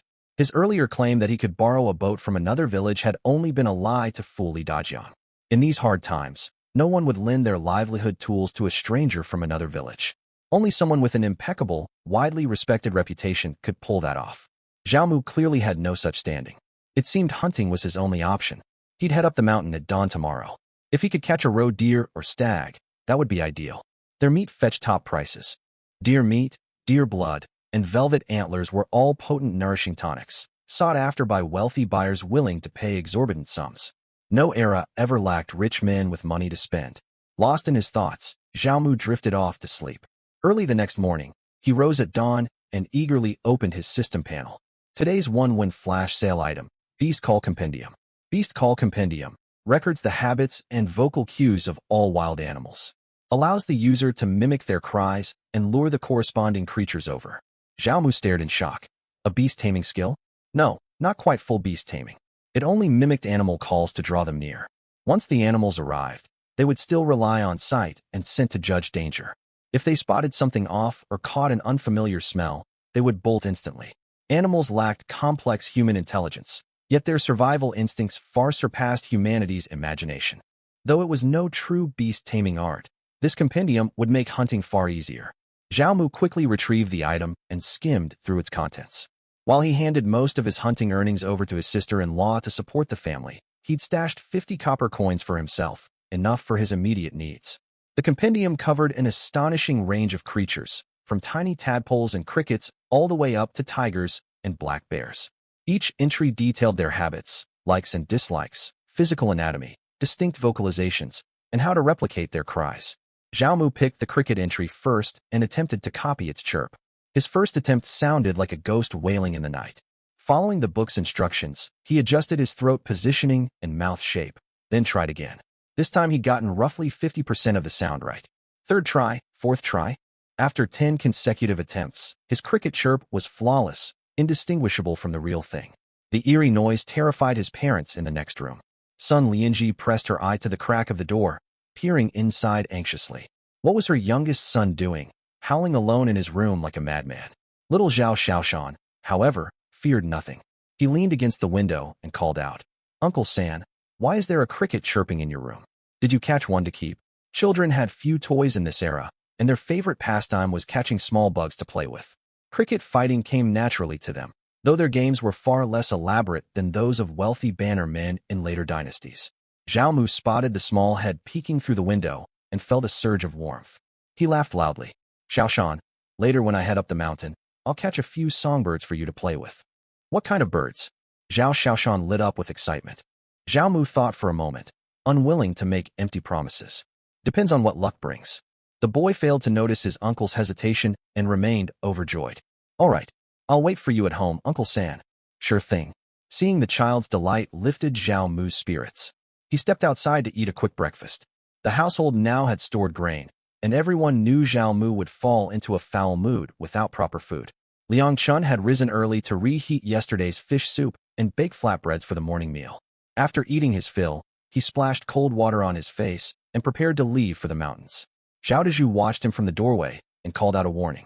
If you spot wild boar or wolf tracks, stay hidden and don't reveal yourself. Remember all the tracking signs I taught you. I know, father. Zhao Mu walked off toward the hills.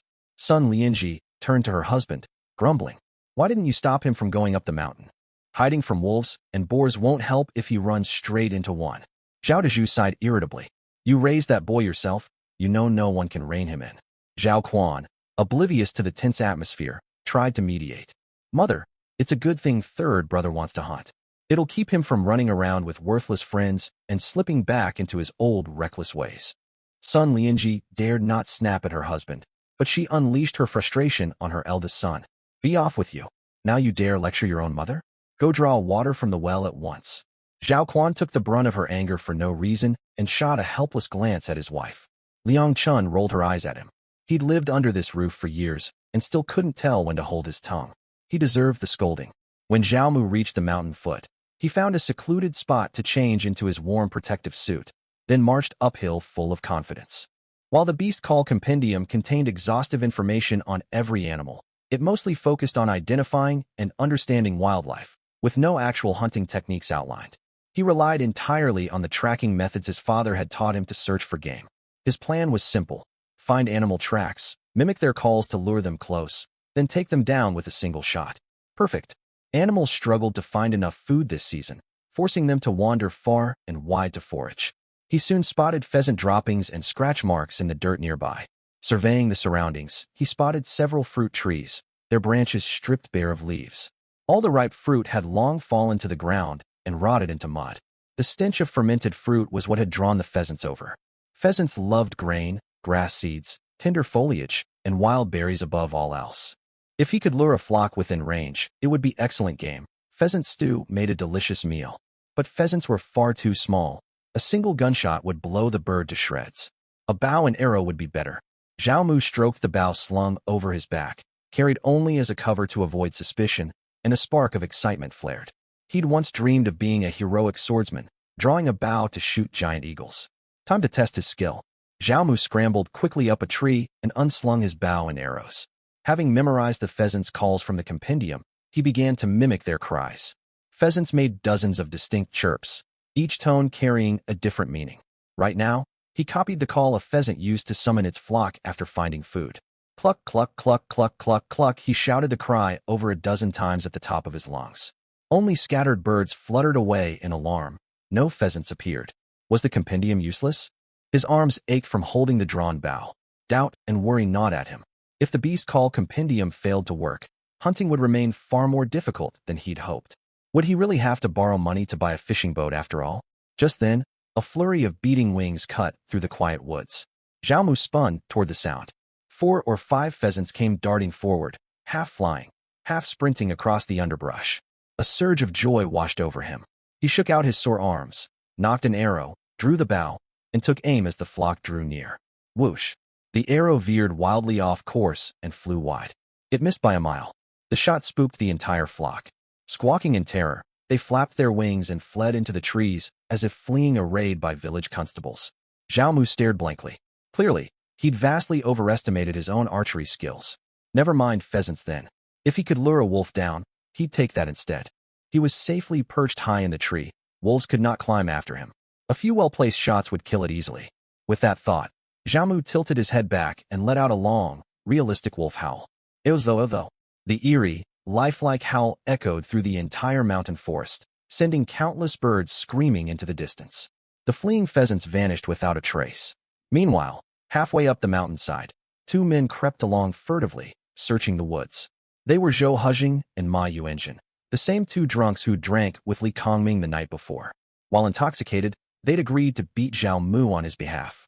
Once sober, they'd planned to back out, but Li Kongming had pressed one chin of silver into their hands to buy crude weapons. After talking it over, they'd resolved to cripple Zhao Mu completely to earn Li Kongming's favor. They'd trailed Zhao Mu from the moment he left home, keeping far enough back to stay hidden. But the thick mountain foliage had separated them from their target. "Brother Zhou, where's that brat? I can't find him anywhere." Damned infuriating. "Once we track him down, I'll make him kowtow and beg for forgiveness. Right? You hold him down to bow, and I'll break every limb he's got. Make sure we wipe away all traces afterward, so the authorities can't trace it back to us. Relax. Even if someone investigates, it'll only be the village head. Do you think Li Kongming will let the Green Dragon village head turn us in?" "True enough. Wait, what's that noise?" Ma Yuanjun tilted his head, listening closely. The next second, a long wolf howl rolled through the trees. "Good heavens, there's a wolf nearby." Zhou and Ma scrambled headlong down the mountainside, not daring to linger for a single second. The howl had sounded far too close, barely several hundred feet away. Wolves possessed an incredibly sharp sense of smell. If they caught their scent, the beast would hunt them down and tear them apart. Screaming and wailing in terror, they stumbled all the way back to the village foot, where Li Kongming and Xiuxiu waited for news. Xiuxiu stared at them in revulsion and stepped back 2 paces. Their clothes were torn to rags by sharp branches, their faces crisscrossed with fresh scratches, blood mixing with streaming tears and snot. Li Kongming was utterly confused. "What's wrong with you two?" "There are wolves. Wolves. Not far from us." Zhou burst into tears and shouted. Ma Yuanjun nodded frantically. Li Xiuxiu was terrified. Wolves up the mountain? Would they come down into the village? Li Kongming's heart hammered against his ribs, yet he forced a calm tone to ask, "Where did you see the wolves?" "Halfway up the mountain." Ma Yuanjun was too embarrassed to admit he'd panicked without even spotting a single wolf. Halfway up the mountain. Panic finally washed over Li Kongming. This was not the tallest peak of Green Dragon Ridge. The mountainside was barely 1 li away from the village. Wolves rarely ventured this close under ordinary circumstances, only when bitter cold left them starved and forced to roam far for food. If they'd reached the mountainside, would they descend? Absolutely. There had been past incidents where ravenous wild wolves, drawn by the aroma of food from the village, came down and attacked people. A wolf pack halfway up the slope spelled catastrophic trouble. Li Kongming forgot all about Zhao Mu and the others. He sprinted straight home to sound the alarm. Wolves on the mountain could quickly turn into a plague. They had to take precautions at once. As the saying went, the richer a man grew, the more he feared death, and that explained Li Kongming's frantic urgency. Li Xiuxiu stared toward the mountain, torn between fear and resentment. "Zhao Mu, how absurdly lucky you are." For the next while, the village elder's household would be fully occupied with guarding against the wolf threat, leaving no time to scheme against Zhao Mu. It looked like she would have to return the betrothal money after all. Damn him, he deserved to get eaten by wolves up there. Little did any of them know, those wolves were all Zhao Mu's doing. Zhao Mu had howled for ages, yet not a single wolf, not even a strand of wolf fur, had appeared. It made sense really. Even small game was scarce halfway up this mountain.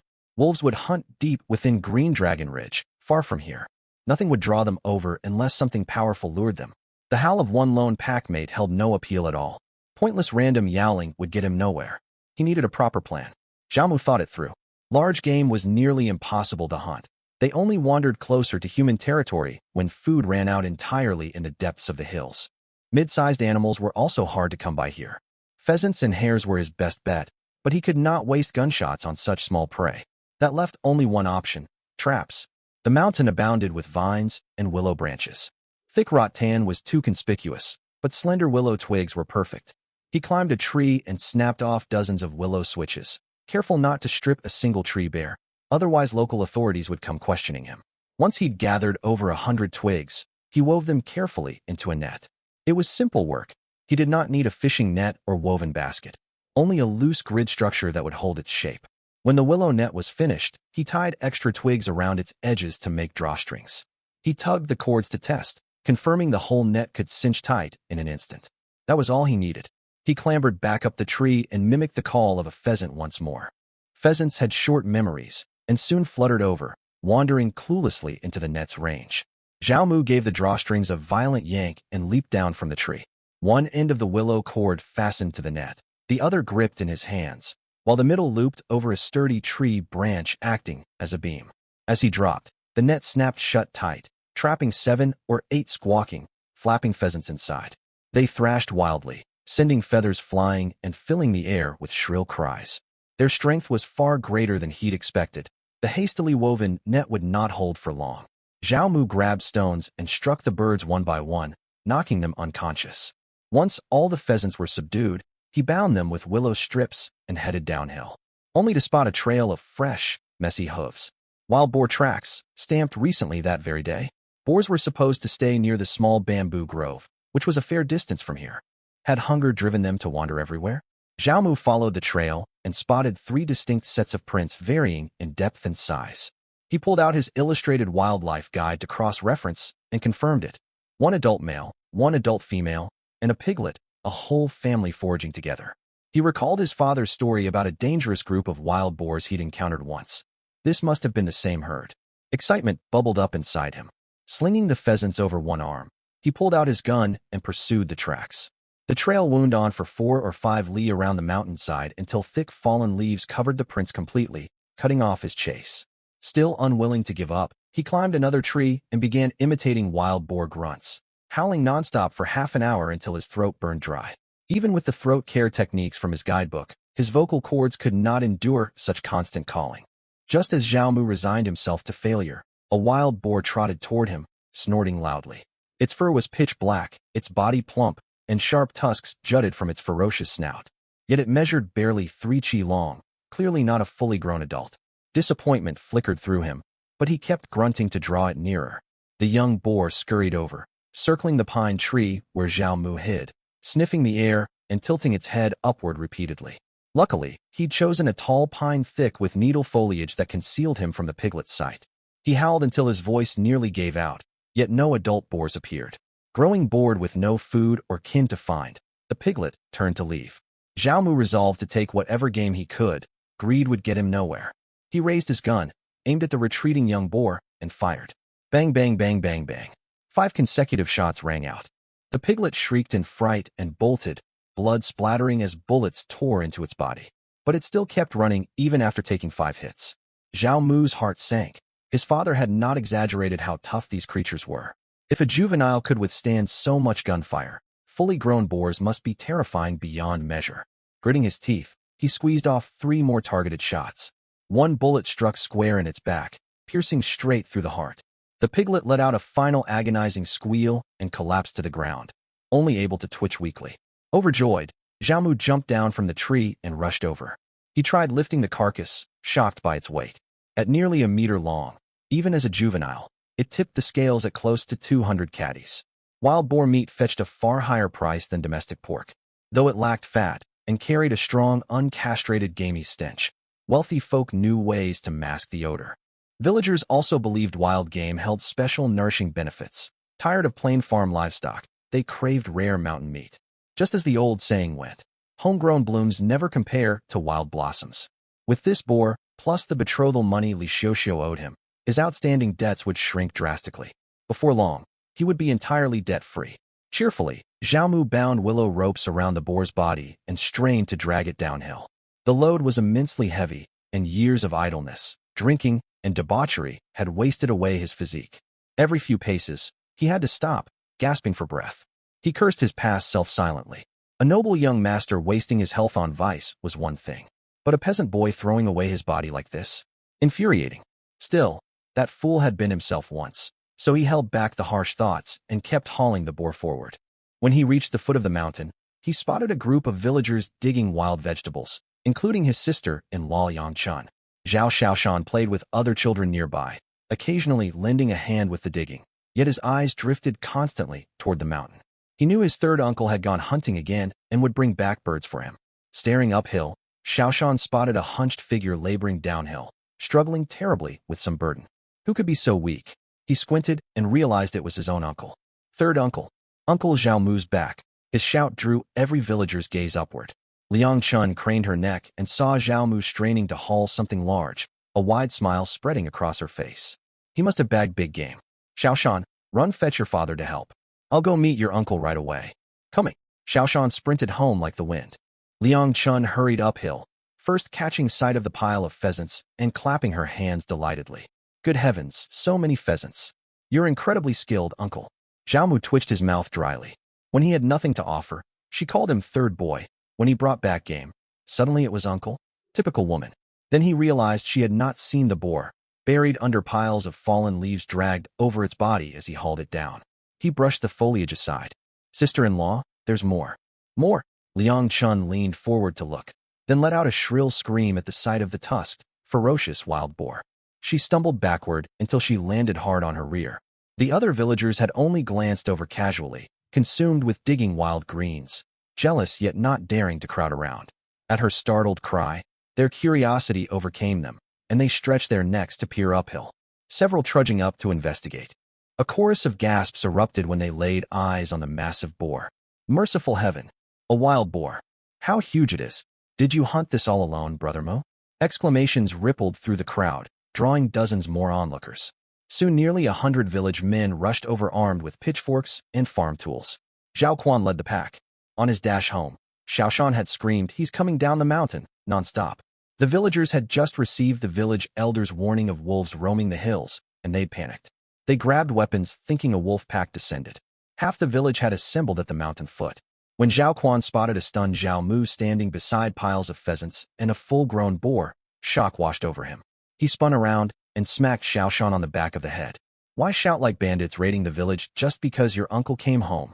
Xiaoshan paid no mind to the sting, his eyes searching Zhao Mu eagerly. Where were the birds he'd promised me? Zhao Mu caught his nephew's hopeful gaze, feeling slightly awkward. He had tried catching small birds, but the willow net could not trap them. Still, he had another fun treasure for Xiaoshan, the boar's bladder. A rare treat in rural villages. It could be blown up like a balloon or stuffed as the inner bladder of a kudzu football. Farmers only kept them when slaughtering pigs for Lunar New Year, yet times were so lean most sold their hogs for grain rather than butcher them for celebration. Word spread fast that Zhao Mu had returned with a wild boar and a flock of pheasants, witnessed by the wolf-panicked villagers. Every onlooker's eyes burned green with envy. Fresh boar meat, such a rare luxury. Their gazes toward Zhao Mu also brimmed with newfound awe. Wild boars ranked alongside tigers and bears as vicious, deadly beasts. Not long ago, a party of 7 or 8 seasoned hunters had ventured into the bamboo grove after boars, returning bloodied and empty-handed. That Zhao Mu had slain one single-handed spoke volumes of his bravery, nothing like the worthless layabout he'd once been. Zhao Mu smiled silently at their wary, respectful stares. He dragged the boar down slowly on purpose instead of hiding it, and summoning his elder brother to help haul it later. He wanted to prove his strength to the village, to show everyone he was no longer the rogue of old. He had not planned for his nephew's yell to draw the entire village out, saving him the trouble of parading the carcass through town to display his catch. Satisfied with the outcome, he urged Zhao Quan to help lift the boar. Zhao Mu had never kept decent company, only fair-weather drinking buddies. But honest Zhao Quan had a handful of loyal acquaintances. Several stepped forward to heave the boar downhill together, all grinning from ear to ear. The boar's passage through the village drew crowds lining the streets, young and old craning to gawk and chatter about its menacing features.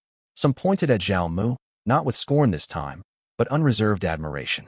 Only Li Xiuxiu's family stood among the onlookers with dark, glowering faces. Liang Chun's cheeks flushed with pride as neighbors praised her brother-in-law. She chatted excitedly with the men helping carry the boar. See? I told everyone our third boy has turned over a new leaf. He's a good man now. Powerful too. None of you believed me before. The villagers nodded along politely. Soon the boar arrived at the Zhao household. Son Lianji hurried out of the house to greet the crowd, gasping in shock at the massive carcass. Goodness gracious, what creature is this? A villager laughed. Aunt Lianji, this wild boar was hunted by your Zhao Mu. Zhao Dezhu, who had been drinking water inside, sprayed his mouthful all over the floor at the news. Ignoring his lingering injuries, he hobbled outside. He'd been worn thin these past days, confined to bed to recover, yet forced to rush about nonstop thanks to Zhao Mu's reckless antics. Just when he thought his son had finally woken up to reason, the boy stirred up more commotion than ever before. Zhao Dezhu shakily stepped into the yard. Staring at the 3-chi-long boar on the ground, he nearly fainted. No joy or admiration softened his face, only anger as he glared at Zhao Mu. He'd lectured his son at length, and Zhao Mu had nodded and agreed obediently, only to slip off hunting dangerous boars behind his back, dragging the beast home deliberately to show off and humiliate his father. Did he have to pull such grandstanding stunts on his own old man? Zhao Mu read his father's expression instantly and stepped forward with a cheeky, ingratiating grin. Father, this boar simply had terrible luck stumbling right into my path. You've spent so long teaching me archery and hunting skills, and I've been itching for a chance to put them to use. I unleashed everything you taught me on this beast and brought it down single-handedly. Truly, none of this would be possible without your excellent guidance. His words shifted all the villagers' attention to Zhao Dezhu. Could this old hunter really be that skilled? Had his lessons turned a former rogue into a boar slayer? Zhao Dezhu had not expected such smooth flattery from his son. Filled with swelling pride beneath the villagers' admiring stares, most of his anger melted away. A smile tugged at his lips no matter how hard he tried to suppress it, and he managed only a gruff reply. You've learned well indeed. The crowd murmured in agreement, holding the veteran hunter in even higher esteem and showering him with compliments. Uncle Zhao served in the army. His hunting prowess is no empty boast. Truly lucky Zhao Mu to have such a capable father. Why can't my old man hunt like this? Mine neither. It's all about having a skilled father to learn from.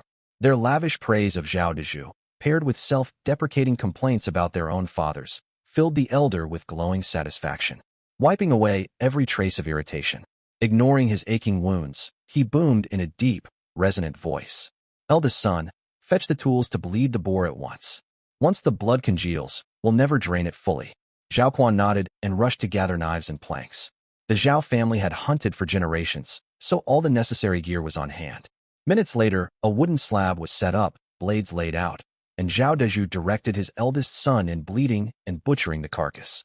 With the main task underway, the onlooking villagers slowly dispersed, unable to bear watching the precious meat without a share. Zhao Mu stopped the few men who had helped haul the boar, pressing a full caddy of meat into each of their hands. They were stunned and hastened to refuse. Meat cost dozens of copper coins per caddy. Simple labor hauling a carcass hardly warranted such a generous reward. Even Zhao Mu's family winced, thinking the gesture wildly wasteful and extravagant. Yet Zhao Mu knew full well his terrible reputation in the village. The townsfolk resented him deeply.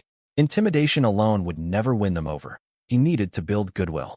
It would be hard to sway the rest of the village, but these few men willing to speak and lend aid deserved close ties. Green Dragon Village was mostly populated by the Li clan, leaving the Zhaos as outsiders. Without allies to speak up for them during conflicts, they would suffer greatly.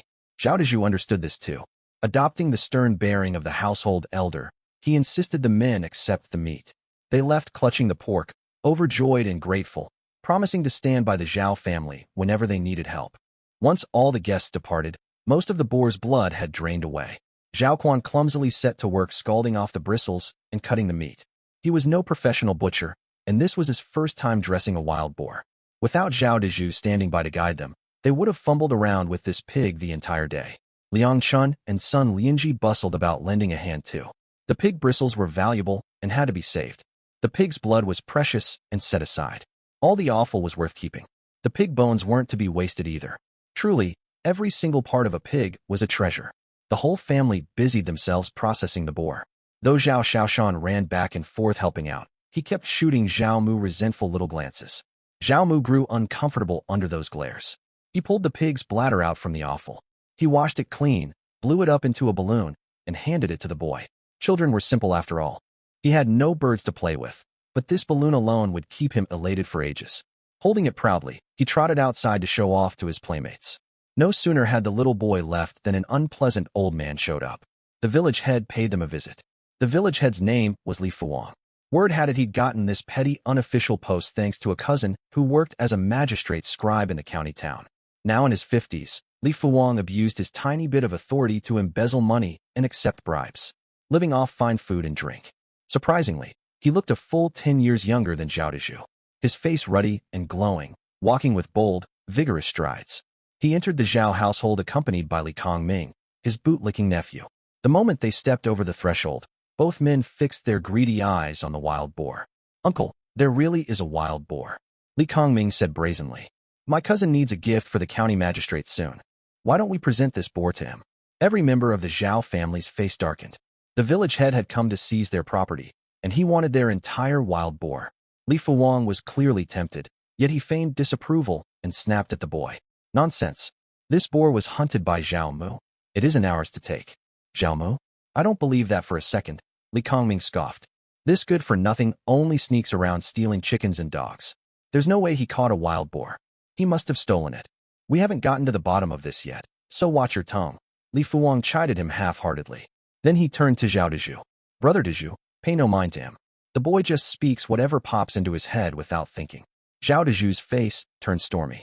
This pair had come in tag, teaming to scheme for his wild boar. After slandering his son, he brushed it off as careless talk? That was practically stamping a thief's label on Zhao Mu right there. Sun Lianji and her two sons seethed with indignation. Just as Zhao Dezhu opened his mouth to defend his boy, Zhao Mu cut in first. Li Kongming, you can eat any random food you like, but you can't spout random nonsense. Which of your eyes saw me stealing anything?